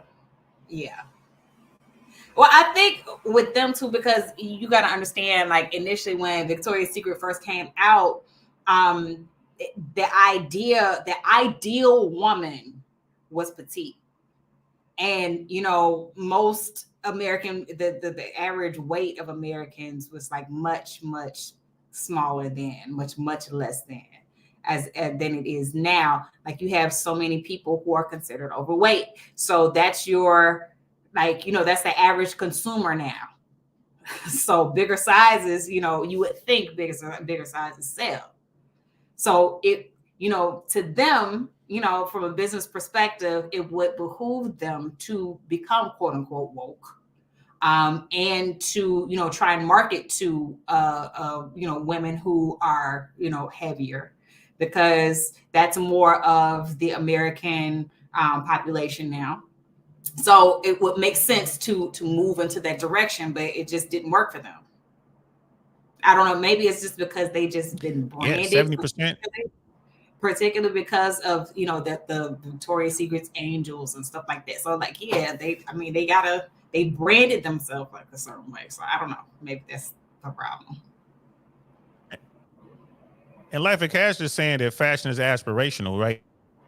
In like, you know, 70% of Americans are either overweight or obese. You know what I mean? Those are just the numbers. And correct me if I'm wrong, Shu, but I mean, I've always been, I mean, now I'm skinny fat, but I've always been this frame. You know, I might have actually a couple little chunky chunks here. You know what I mean? If my shirt too tight, you might be able to see it. But don't people who are struggling with weight look towards fashion and say, I'm trying to get there? Wasn't that a big thing? Like, well, I'm gonna get down to size in a dress or a size in my pants. And this wokeness is like, well, just be comfortable with who you are and let yourself go. And you know, and Marvel did it, Disney did it. You know, when you look at the MCU, they call it the MCU. So with the way that they're writing, I don't want to get you in trouble. You know what I mean? But the way that they were writing in Hollywood, they, you know, they just rocked out, they just destroyed these franchises, you know, and all that is behind wokeness. So do you think Hollywood and some of these corporations are going to come out and say, hey, we made a mistake like Victoria's Secret did? We made a mistake. We're bringing back our fine angels, and come on, y'all, spend y'all money, come buy these panties. So what do you think is going to happen now? I don't know if they return to their original business model. I mean, you know, maybe, you know, they'll get some of their business back. I don't know. But one thing is for sure, like, it just didn't work for them financially. It was a very expensive business move. So now they gotta try and, you know, recoup the loss. So I guess we'll have to see. So I mean, you know, maybe they'll make up most of their money in fragrances. Yeah. It's the Pandaverse. Right. They better do something. Right. Well, yeah, I mean, yeah, they messed up. Like the same thing happened with Star Wars and everything. I mean, it's just terrible writing, trying to write to a woke agenda. I think that's bad. I don't, if you're just trying to do something, I don't care if you're trying to be woke or if you're trying to be super conservative or if you're trying to be whatever. I think you got to just come in and just let the talent and let the people, let the dollars speak for themselves.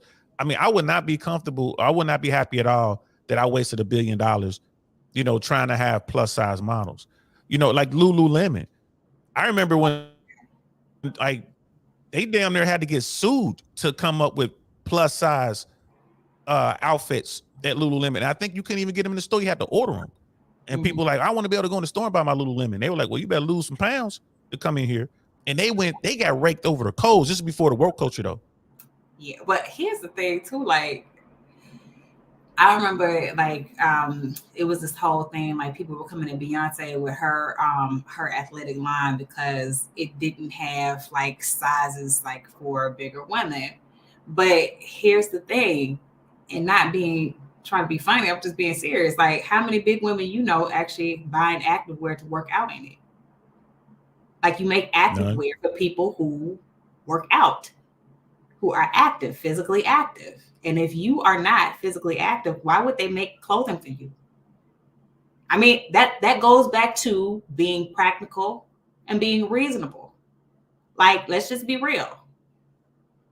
you don't work out. Shu. If I gotta walk up, but think about it. If I gotta walk up 5 steps and walk through the parking lot to get to the ice cream truck, I mean, I'm working out. So I should be able to put on some Lululemons and look, you know, the way I want to look. No, they putting on Lululemon and putting on what Beyonce that activewear line she had on. They just put that on for a fashion statement.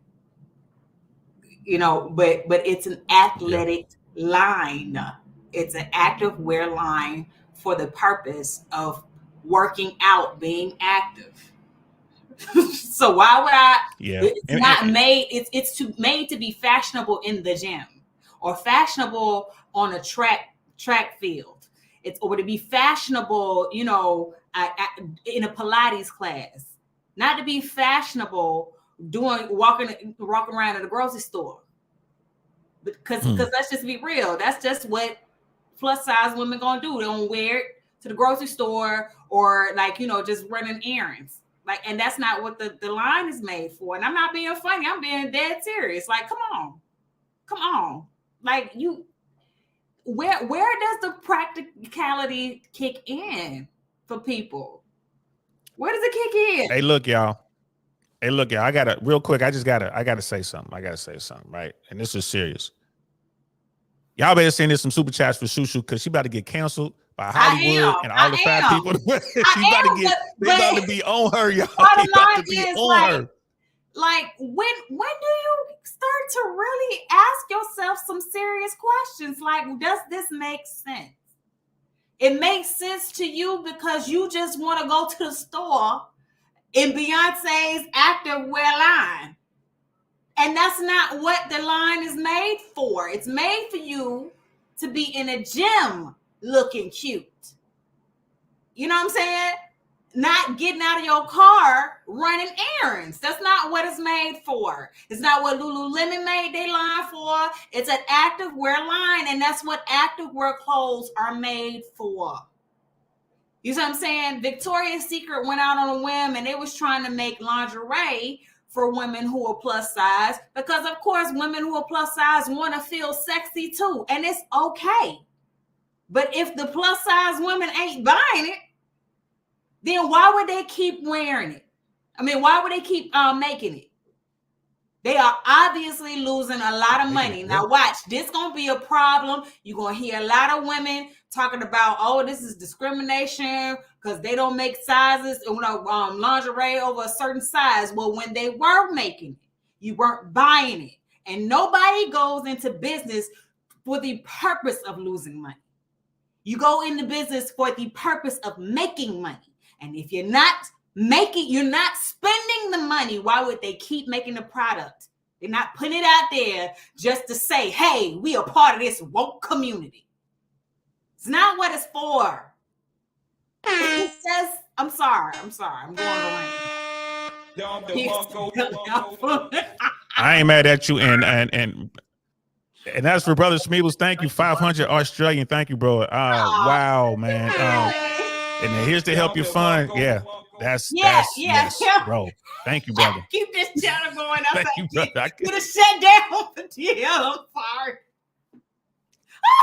That's for Shu. Hey, Shu Shu, you earned that, baby. That's now I gotta send it over. I'm just saying, like, you know what? Matter of fact, me and my brother, we we didn't do a show last night because I'm putting a video together just for this same subject matter, cancel culture. At what point do people ask themselves, where does reality and fantasy start and stop? And at what point do we not get so sensitive about every single thing? And that's what I was going to say, sis. It starts and stops with feelings. That's the problem. It starts and stops with feelings. There's no rationale to it. There's no science to it. It's you. If you are 500 pounds, ain't nobody making clothes for you. I mean, not Lululemon, not Victoria's Secret. You know what I mean? Nobody is making not Garanimals. But they should, though. They should make clothes in my size, even if I ain't buying it. Just because even if I ain't they buying are not supposed to, they shouldn't count us out, even though we ain't buying it. Like, where is the rationale? Because you know, there is no rationale. Victoria's Secret I'm pretty sure they're gonna get backlash for this because now they're not making size clothes, lingerie over a certain size. Well, you know what? Savage Fenty makes lingerie in another size, and Rihanna is a billionaire because of it. So there is a product line that makes sizes for you.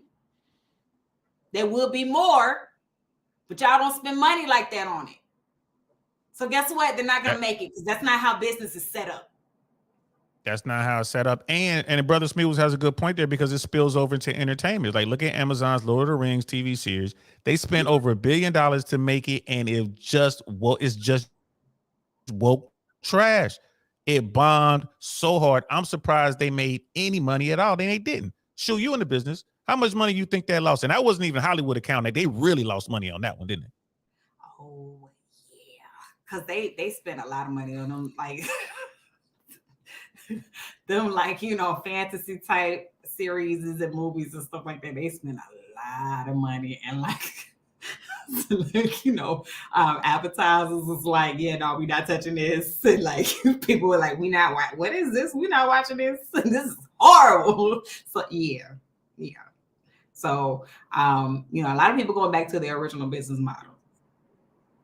And I think this super woke culture, this hypersensitive culture, it's gonna come to a head at some point because it's like, when the counselors start getting canceled, then maybe everything will go back, and reset to okay, well, maybe we do need to have some kind of boundaries in terms of what everybody can voice their opinion somewhere and not be hurt. Well, you can now. I mean, there's never been a time when you can get your opinion out no matter where you are because there's so many platforms for that. And I would say, Nick, you got to go on YouTube, go on X, go on Rumble, go on whatever, and get your, go on Instagram, get your opinion out. But we don't have to adjust our business model for it. And you made a really good point.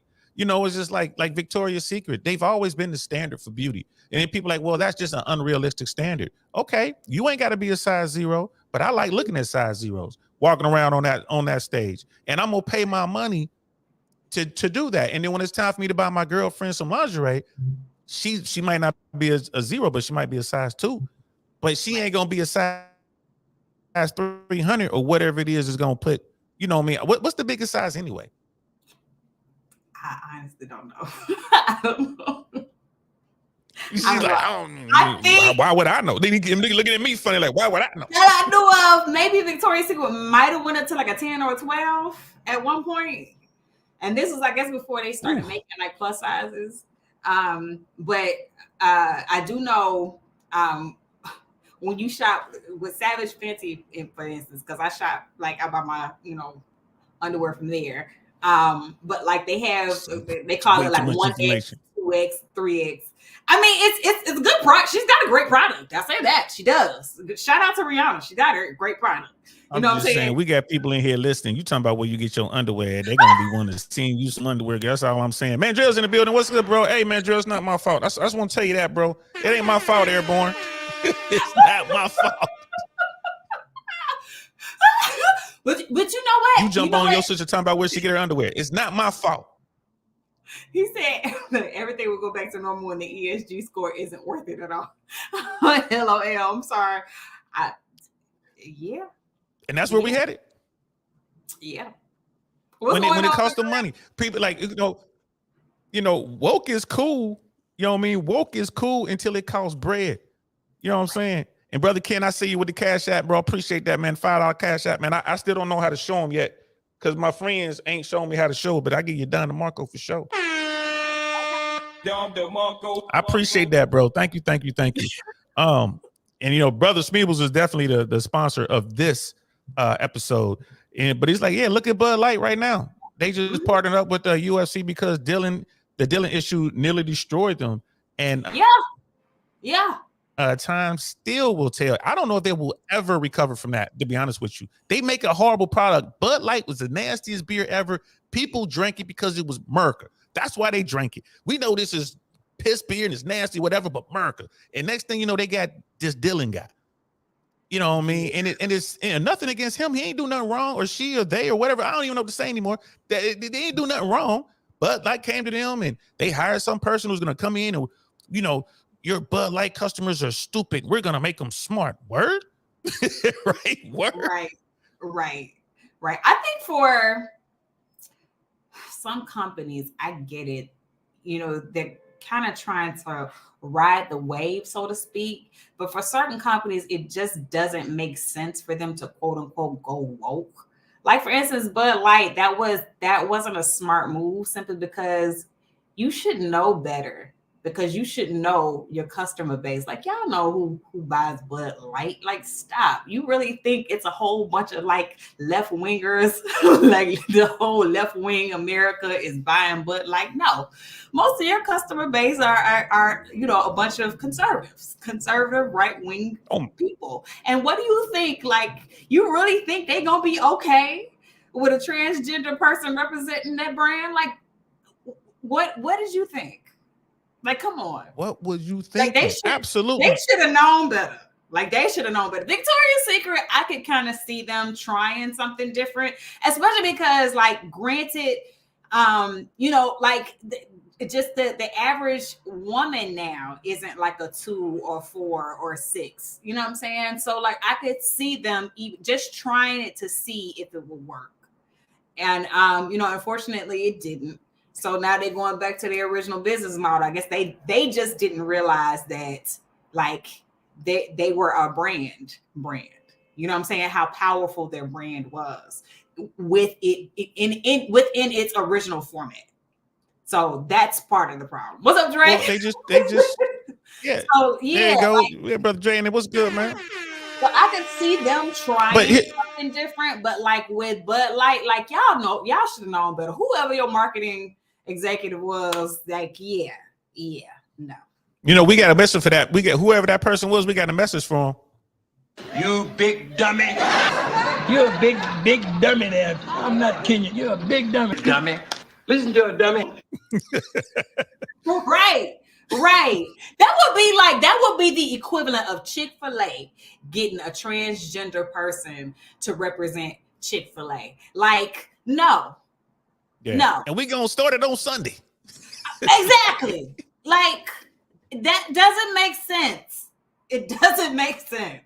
Like, so I mean, for Bud Light, yeah, no. Victoria's Secret, I mean, I guess they were trying something and it just didn't work, unfortunately.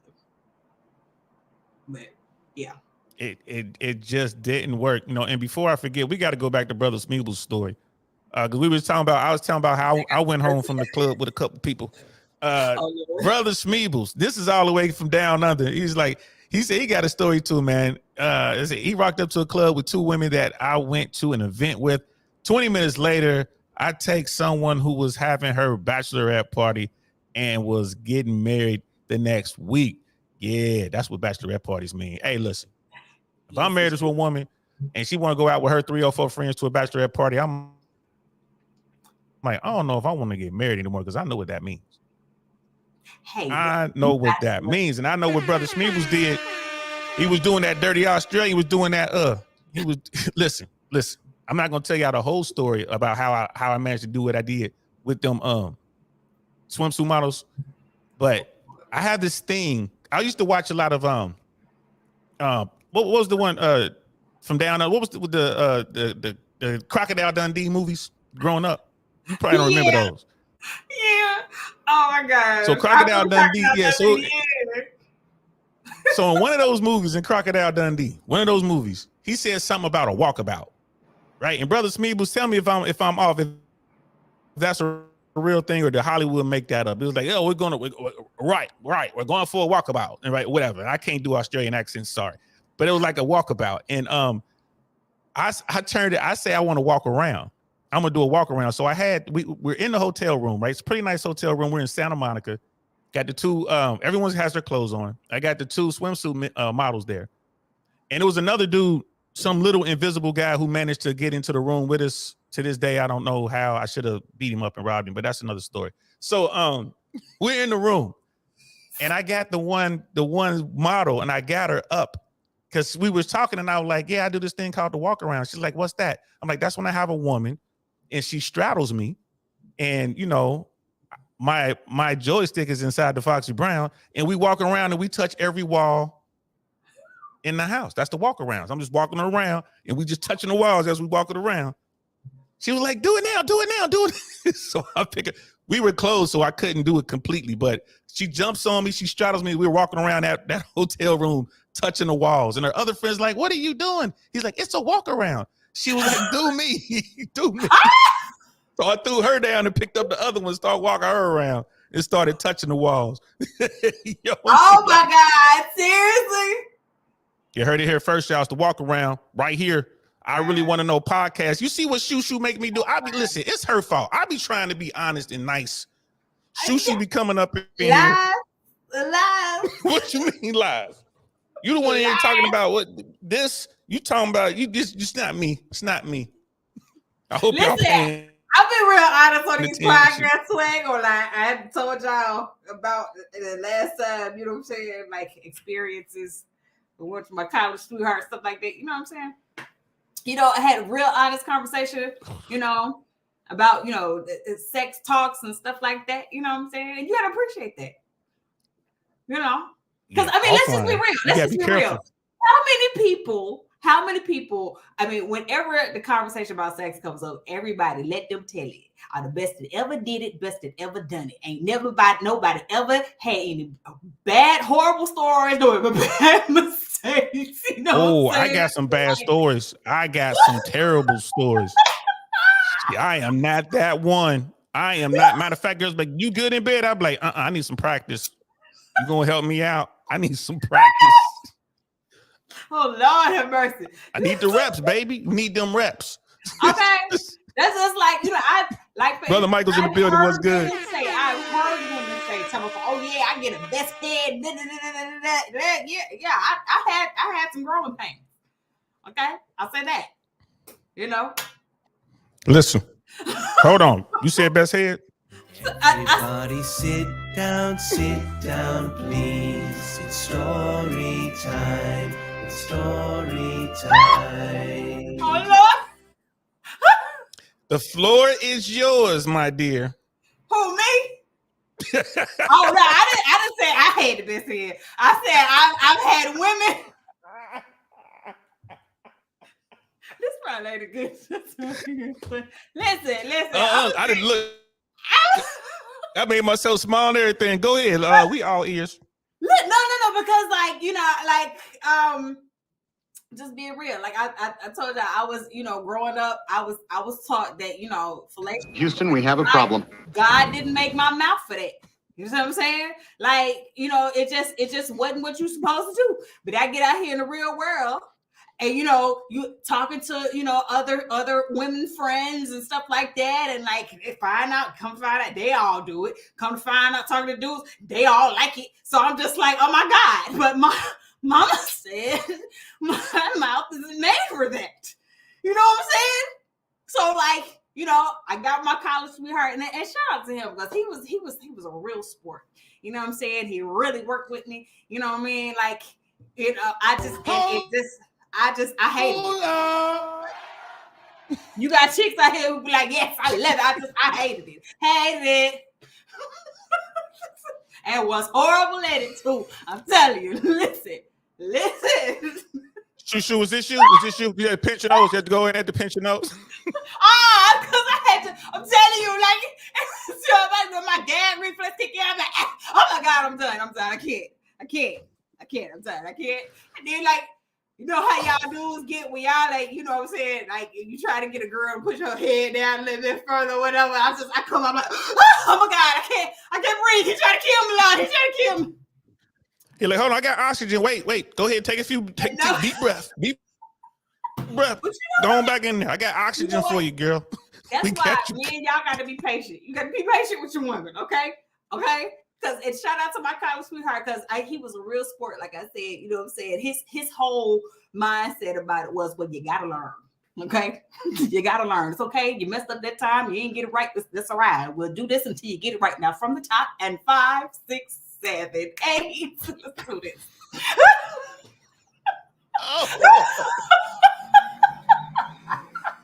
Not from the top. All right, places, everybody, places from the top. And 5. That's 6, all right. 7. You know what? It's all right. We're gonna do this until you get it right. Now from the top, and 5, 6, 7, 8. So far. He worked with me. You know what I'm saying? Woo, man! I need to catch up on the brother Smeevils. You have produced the craziest show on the DL. I really want to know podcast. You know what? I educate myself on that subject, though. I did. I learned. I educate myself on it, so it's cool. Okay. Now here's the thing.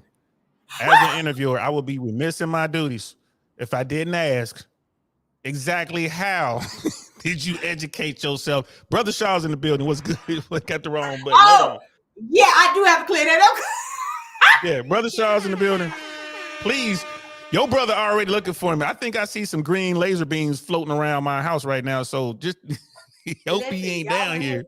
Funny. Y'all want to hear something? Well, no. I educate myself. I bought a book. Number one. Okay, so I didn't just randomly go out here like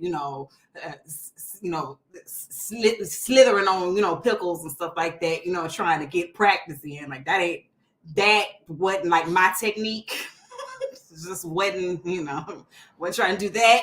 But I bought a book. It was called Tickle His Pickle, and it taught you like the anatomy of like. I'm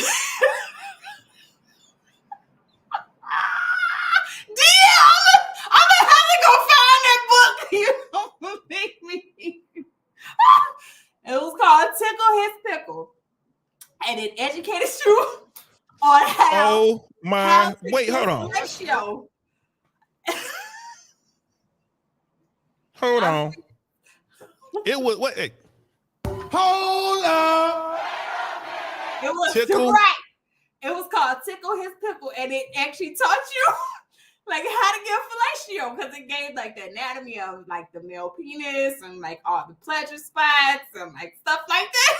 So like he said, what do I say? Fact, she telling me she had that. Wow.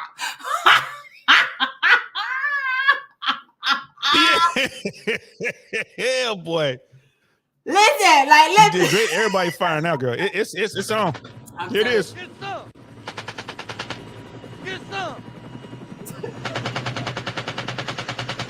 Listen, like yo.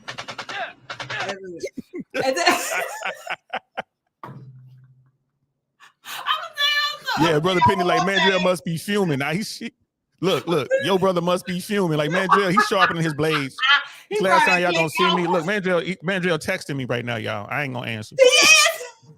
No. Oh Lord, I was gonna call my Lord.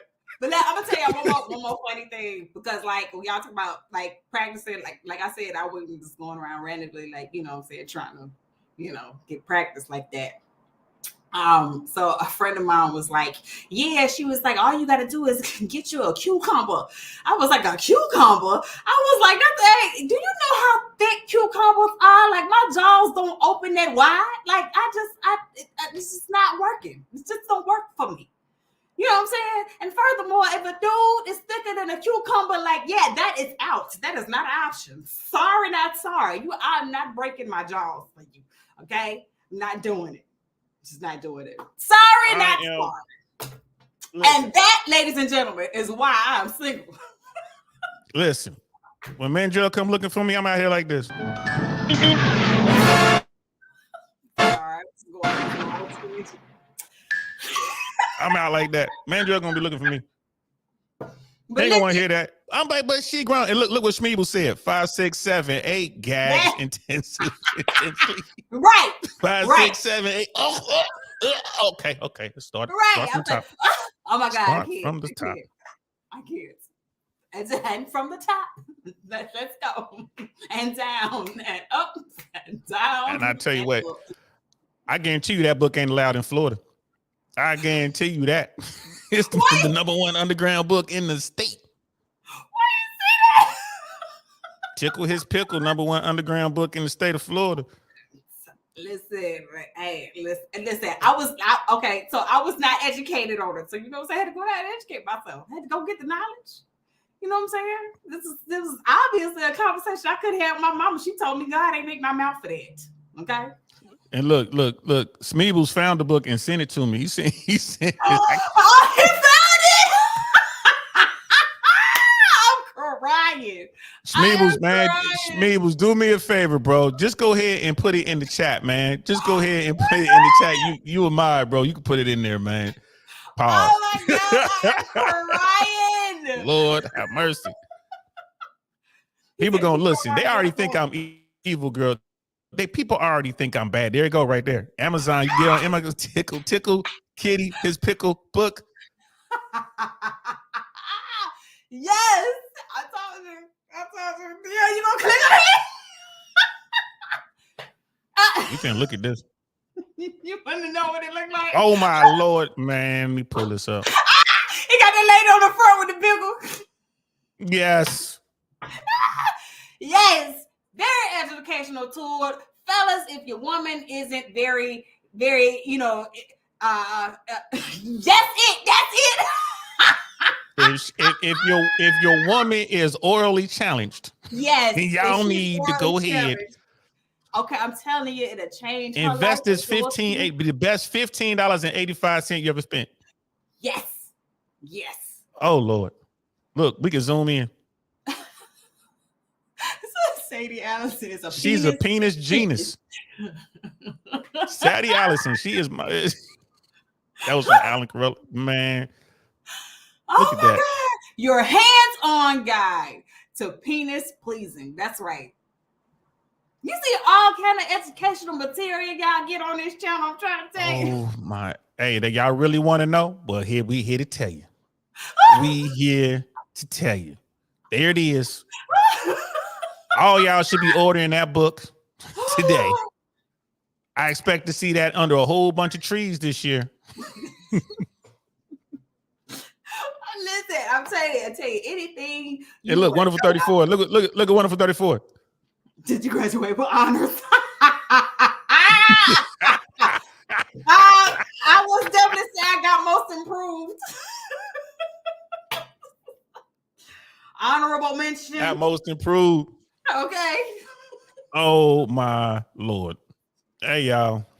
This is how we get down over here, man. And we still got one more segment of the show to do. Oh my Lord. Crazy.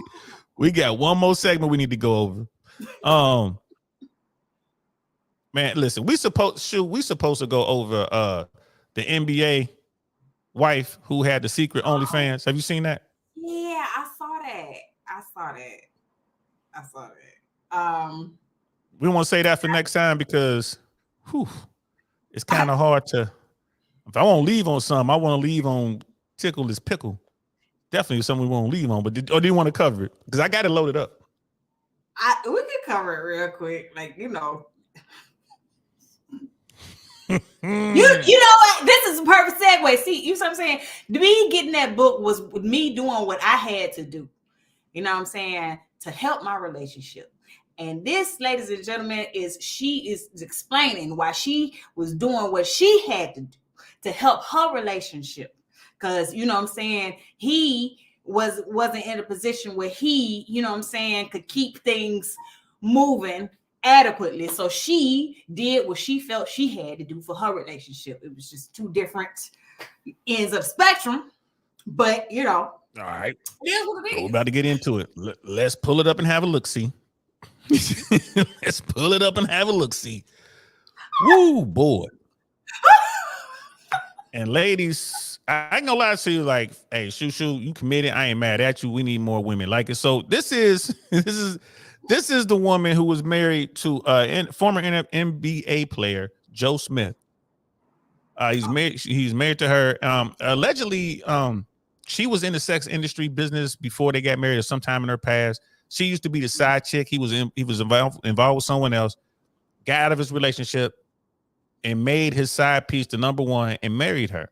And then, everything was fine. He was having his career, but then, he got out the league.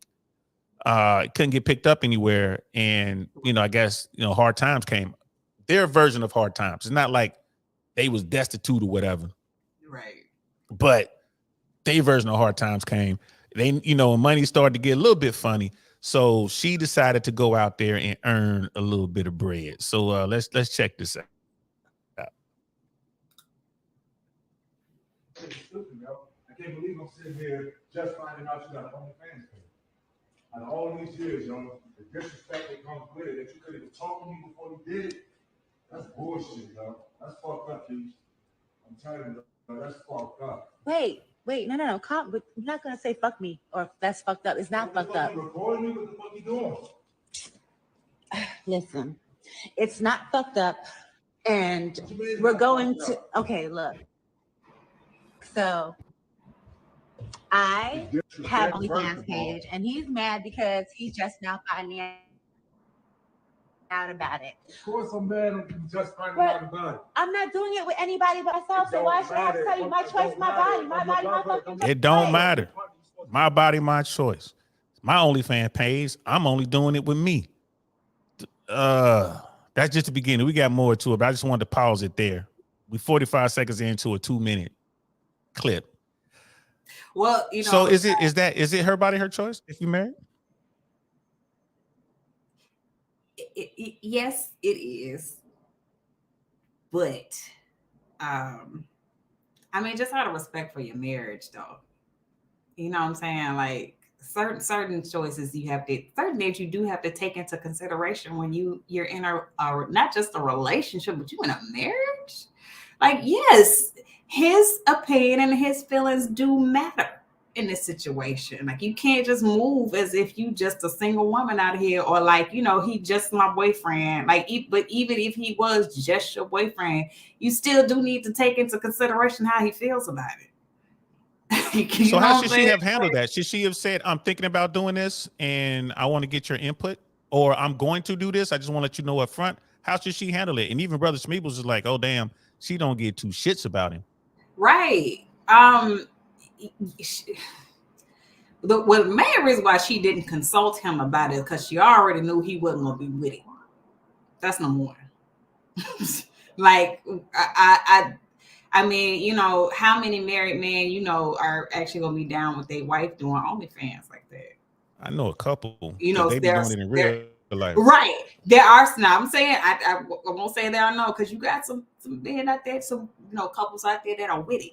But like, what most people, like most couples, like they would be okay with they, putting their business out there like that. He said, thou shalt not seek an eternal woman of ill reputation. Listen, Cash. That's what having that fire head do for you. It graduates you from the side to the main. Okay. Now what Dre said? He said, wow, now you're the throat goat, but a work in progress. Yeah, see, Dre, I'm working on my throat goat so I can move up. You know what I'm saying? To be the queen, to be somebody's wife. Y'all gonna get me beat up for real. You would definitely I would definitely get wiped up if I was a throat goat. Maybe that's my problem. I need to buy some more average size cucumbers. I think they ain't working. Let me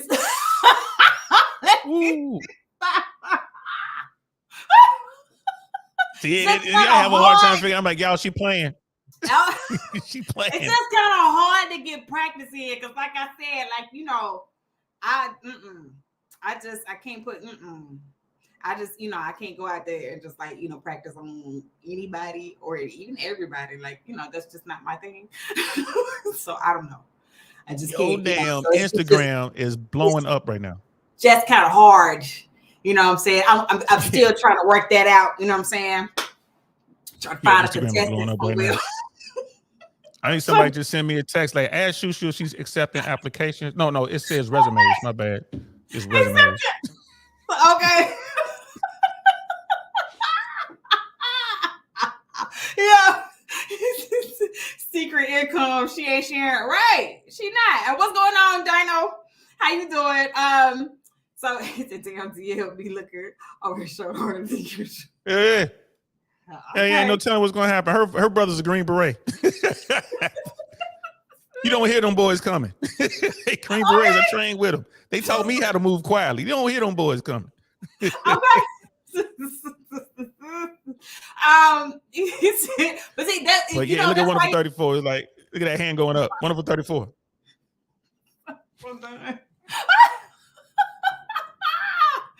Okay, listen. But it just to get back to her, I don't know. I guess I'm just surprised. Like at her age, isn't she like in her 50s, or she's almost in her 50s? She's in her 50s, and she apparently she was doing good, probably doing better now. You're gonna have a bunch of dudes going over, and it just shows you the guys who are so thirsty out there, they don't care.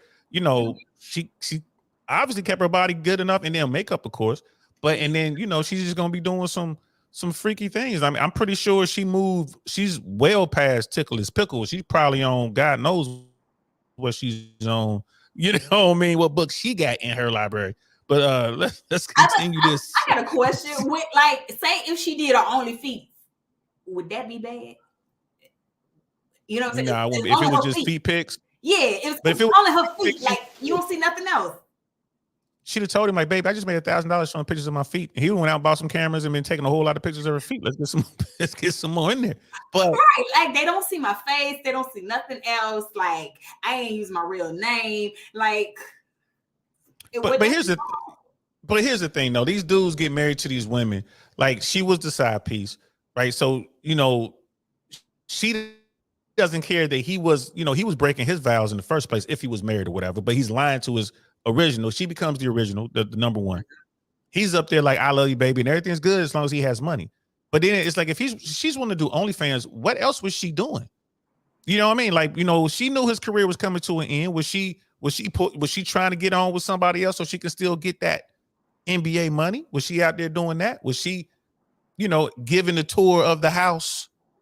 You know what I mean? While he entertaining everybody else. I mean, it becomes a matter of trust. If she comes to me and says, I want to do this for us, I'm still going to say no. Like, no, I got this in the works. I'm going to go just hang in there, baby. But you got a bad woman when she knows it's wrong and she's not telling you. And it's like, like Brother Dino was saying, like, man, she keeping that money to herself. Okay. She is. But I mean, that goes back to, you know what I mean? Like Brother Smith was like, she's probably down with the brown, if you know what I mean. Yeah, she absolutely is down with the brown, the yellow, the cream. She down with it because she don't care. She's taking them all. Smack them all, smash them all. Let's continue. Here we go. Joe, I've been talking to you about mad things. I've been asking for solutions to shit. You're not giving me none, so I created one. That's no solution. Not in my book. That's no you knew solution. You knew who the fuck I was when you met me. Before, I knew that. Thought that I would never have to go back to anything like this again. Beforehand, but no. that's not the case right now. After that, everything's supposed to change. Everything did change. No. Did you hear that, Shu? You knew I was like that before you married me. So there it is right there. Yeah. There it is. And then he's like, well, you're supposed to change. That's the problem with the vast majority of these dudes out here. It ain't no changing, homie. She will not listen. She'll change as long as that money is good. If she can't get the Chanel, the Birkin, if she can't get the Ferragamo, the Louis, then bro, she moving on. I think that's a problem. Right. I mean, when you say that the good women are the ones who are going to stick around, I mean, he's an NBA guy. Like he could get a job, as a commentator, probably get a job as a coach. I mean, would would you say that women should work with their top tier men who might have a little setback, or is it fair game to just move on to the next one? See, he thought he got a Cookie Johnson, like, or he thought she would turn into Cookie Johnson. She did, and she didn't. See, I know of, Cookie Johnson wasn't out there like that. Cookie Johnson wasn't a side piece. Cookie Johnson. She turned in our Cookie Yo Johnson. That's what she turned into. Okay. And even when Magic got AIDS, she still stuck by him. I'm gonna stick beside him. I'm gonna stick beside him.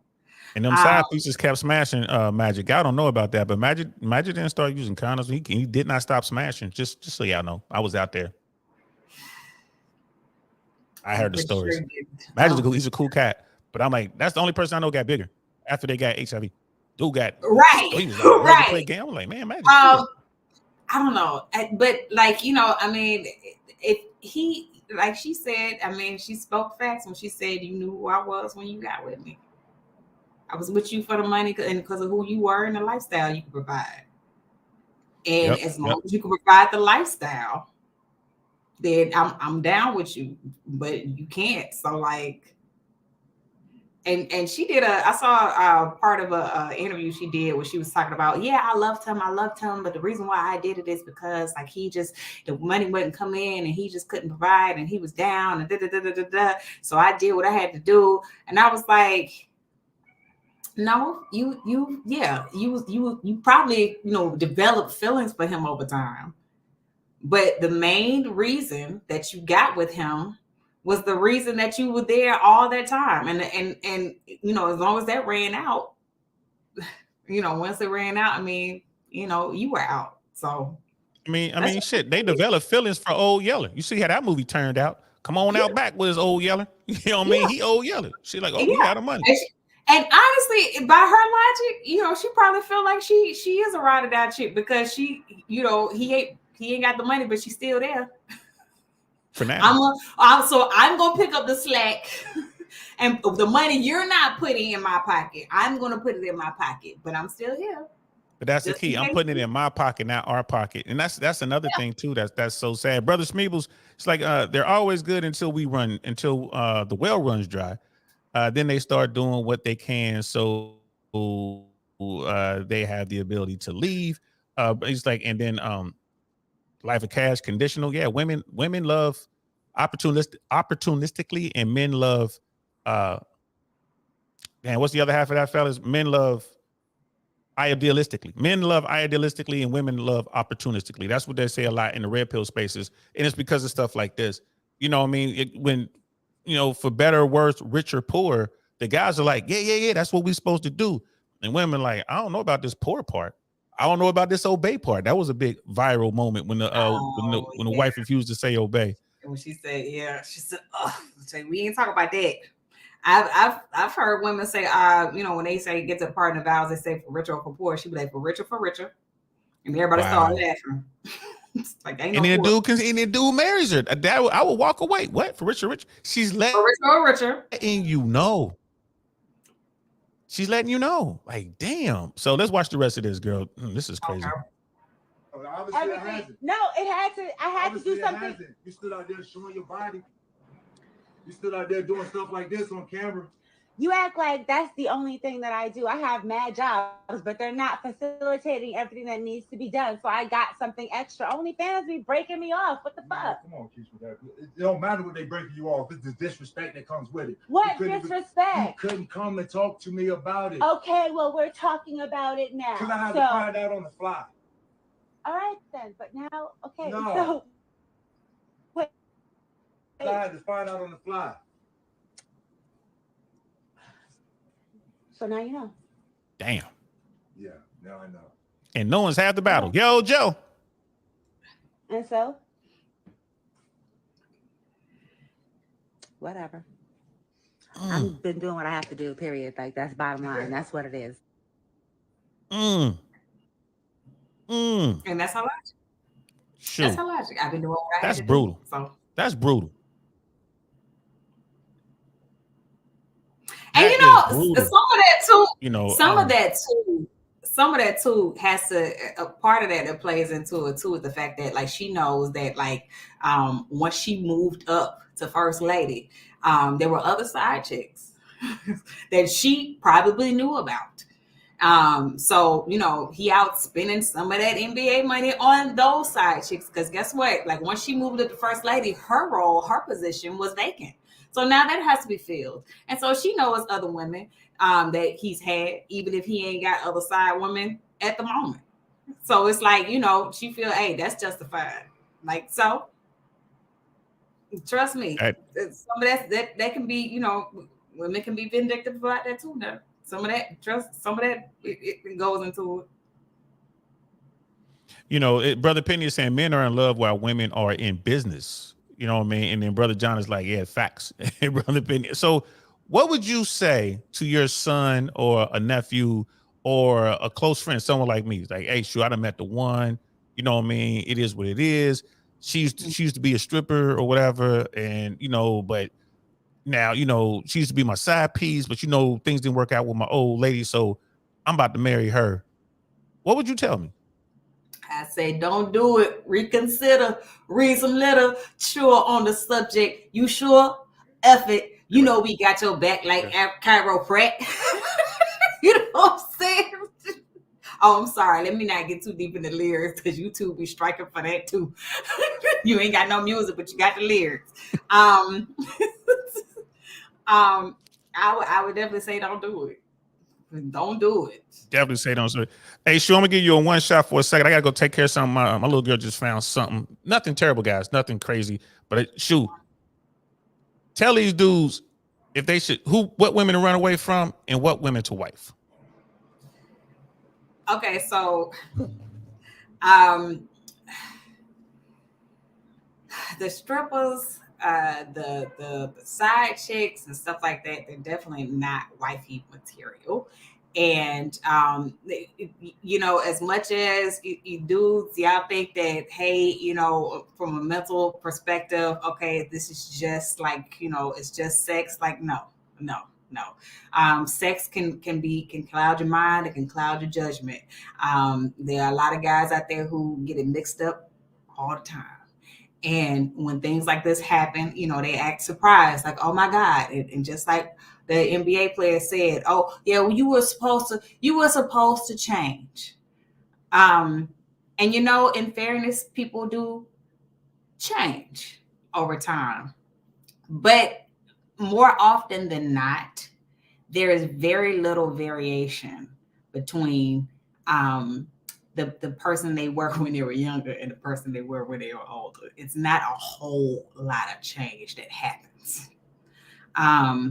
You know, their you know, perspectives, yeah, do change. Some of the actions and behaviors that you used to do change, but for the most part, the core of a person is pretty consistent. It pretty much stays the same. And there's an old saying like that they tell us all the time: start like you want to finish. So if you start with being a side piece, don't be surprised that if y'all actually, it does turn into a relationship, that she's smashing some other dude who got money, or some other dude that has something that, you know, you're no longer providing for her.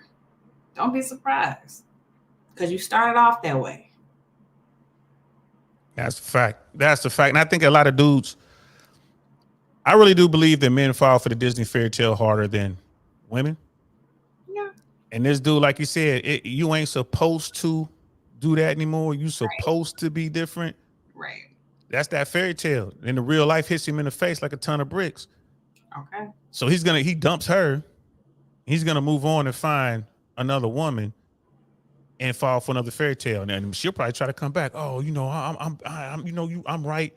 You right. I shouldn't have done that. I was wrong. And I want you to take me back. Like the whole Tyrese How long thing. we've been together? You gonna just throw all these years away, all this time we've been together?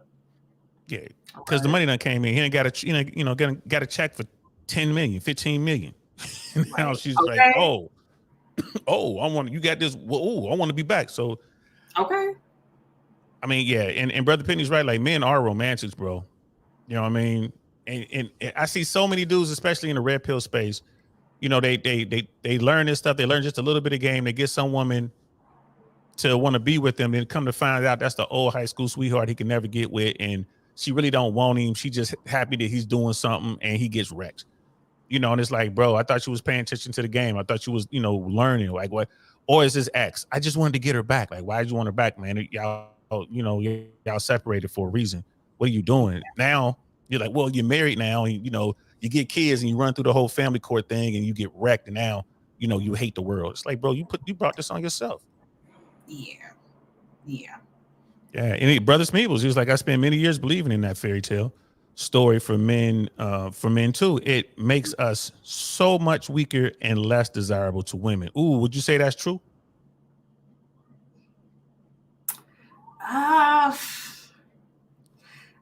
You know, I can say, you know, there is truth to, you know, the good guys finish last. It's sad, but it is truth to it. I think most women go through a phase where they want like a bad boy or a guy at least with a little edge to him. Reason being is because a lot of times they equate that bad boy with like protector in some way, meaning like, okay, if something pops off, so to speak, or you know what I'm saying, if some guy's trying to attack me, he's tough, so I know he's gonna protect me. You know what I'm saying? And it's just it's exciting because you know that like you're not supposed to be with the bad boy. You know what I mean? But it's like Mary J. Blige said it in one of her songs. She said, you know, the bad boys ain't no good and good boys ain't no fun. And that's how it works. And Brother Penny was like, yeah, it's like the way you get it is the way you keep it. And he's like, that was the old adage you were probably trying to think of earlier. You know, the way you get it. And fellas, I hope y'all listening. I hope y'all listening. That is a really good story for those guys out there. It's like, bro, you know, a woman who really wants to be with you will be with you. She will live with you under a bridge. I see it all the time. I see homeless dudes with women. So yeah. It's a homeless couple. It's a couple of homeless couples I see every day. And they still together. I've been in here how long? Like 13 years, and they still together, honey. I'm like, oh, Lord have mercy. Y'all really love each other. So for real. So if you get the right one, she's with you no matter what. She doesn't care, and she'll tell you like, baby, it doesn't matter. Like we can downsize. She's gonna work with you. In fact, she's gonna be one telling you like, we spending too much money. But if you got a woman who's like, you know, I done lost a job, I done lost a career, and she's still going out there spending even more money because she wants to bag or shoes or whatever. I want to go to the Maldives with everybody else. Like, baby, you know, I just got cut. I got to find another team. You know, and she's like, I don't care. I'm about to run these credit cards up. You got the wrong one. Right. Yeah. Got the wrong one. You want the ride or die chick that's really gonna be there with you, like no matter what. And be honest with her. If you want to go out there and smash others, she might be okay with it. She might have some terms and conditions to go along with that, but she might be okay with it. Most women aren't. But at least be honest. You asking her to be honest, but you ain't honest with her. Right. That's true. So we got to go to close. We got to go to final thoughts because I got a situation I got to deal with. So we got to go to final thoughts so I can close it out. Otherwise, we'll be on here for 5 hours, girl. I know you be right. I know, right? But it's another awesome stream. Thank you, DL, for having me on your platform. As always, thank y'all for tuning in. We appreciate y'all, and thank y'all for chiming in the chats. It's always a good time. I love the jokes. So gosh, we covered so much. As far as like the Victoria's Secret thing, you know, hey, it is what it is. You know, being woke don't work out for everybody. You know, so we'll see what happens now. The backlash that they get from, you know, going back to their original business model. We'll see how that plays out. As far as you know, this basketball player and his wife, it's a telltale sign, fellas. Like, you know, be careful who you hook up with. Like, you know, no matter what, relationships are, it's a risk. You know what I'm saying? But it's a risk that, you know, can reap good rewards, like wonderful rewards, because I'm an advocate for love. Granted, I've had my heart broken. I've been disappointed, you know, by men in my past, but I've also been in love, and I know what love feels like. And love is an amazing feeling. It is an incredible feeling. And I, you know, I still desire to have that feeling again, but with someone who has that same feeling with me. And, I'm telling you, just because you have a bad experience, don't let that jade or shade your perspective of everything else, or stop you from putting yourself out there to get that wonderful feeling called love. And then with that being said, y'all be sure to check out my website. And if you need any content edited, reach out to me. I have my contact information, my business email on there also. So, and also follow me on my other social media platforms, Instagram, Facebook, and TikTok at Shumeria. That's SHUMERRIA. And I will catch y'all next time. Man, you and these long words, girl. You know what I mean? Long titles. You gotta be able to smell. Hey, if y'all want to get with Shu Shu, y'all gotta be able to spell. I'm just telling you that right now. Right. at least at minimum, I know you're smart because you can spell. If nothing else, I know that. Say if nothing else, it's like, well, I rely heavily on the bad boy stuff. So, if it's a spelling test involved, man, I might be in trouble. Yeah, I got to get hooked on phonics. But I appreciate y'all coming out here and rocking out with us, man. Shu Shu, thank you so much for coming through. Y'all can catch Shu Shu over here about every other week or so. We bring over here and we wild out. Yeah. And y'all already see how we get down. Every time it's better than the time before, girl. I'm telling you, you really had me laughing this time. Something is wrong with both of us. Shout out to Brother Smeevils for producing the show tonight with the $500 super chat, man. Appreciate that, bro. Appreciate that. Thank you so much, brother. Yeah. Brother Kent, dropping the cash apps. Man, I appreciate that as well. And everyone who's just here commenting and sharing and and just having a good old time. Everybody who was here, appreciate y'all coming through. I know y'all see y'all next time when Shu Shu's here. I ain't mad. You know what I'm saying? Like we get to 2 weeks every, a month. I just gotta take it. You know what I'm saying? And look, and Wonderful 34 is like, shit, I'm out. You know what I mean? What he was talking about. I don't know if you saw it, girl. Mm-hmm. Here it is. Wonderful 34 was. I don't know if you saw this. I got a job and a car. A kick and go. That's it. He ready to get in there. He ready to make it happen. Well, listen, 134 in New York City, honey, you don't even need a car, boo. You know what I'm saying? Like, we could sell that on, 1-800. We could, what's some of that? We can sell it 1-800 cars for kids. They got that up here. You know what I'm saying? Like, you could sell it on wow. I'm just saying that because you don't even need that here. You good, boo. You know what I mean? That's what's up. Like, you know what I'm saying? He was like, oh man. So I just make sure he saw everything. You saw everything that he was shooting. They gonna holler at you, girl. Right? They gonna holler. He's like, shit, I'm out. You know what I mean? So shout out to everyone, man. I appreciate y'all coming through, man. I'm glad y'all had a good time because we definitely had a good time. This was a blast, y'all, for real. So, and it's time for us to go. I got something I got to take care of. Shu Shu, she always got something to take care of in New York, but we are going to leave with the outro made by this beautiful woman sitting next to me on the split screen. We're going to holler at y'all later, man. I'm DL Saint. That's Shu Shu. This is I Really Want to Know podcast. Peace. Nothing like I've ever seen. It's just a thing of beauty.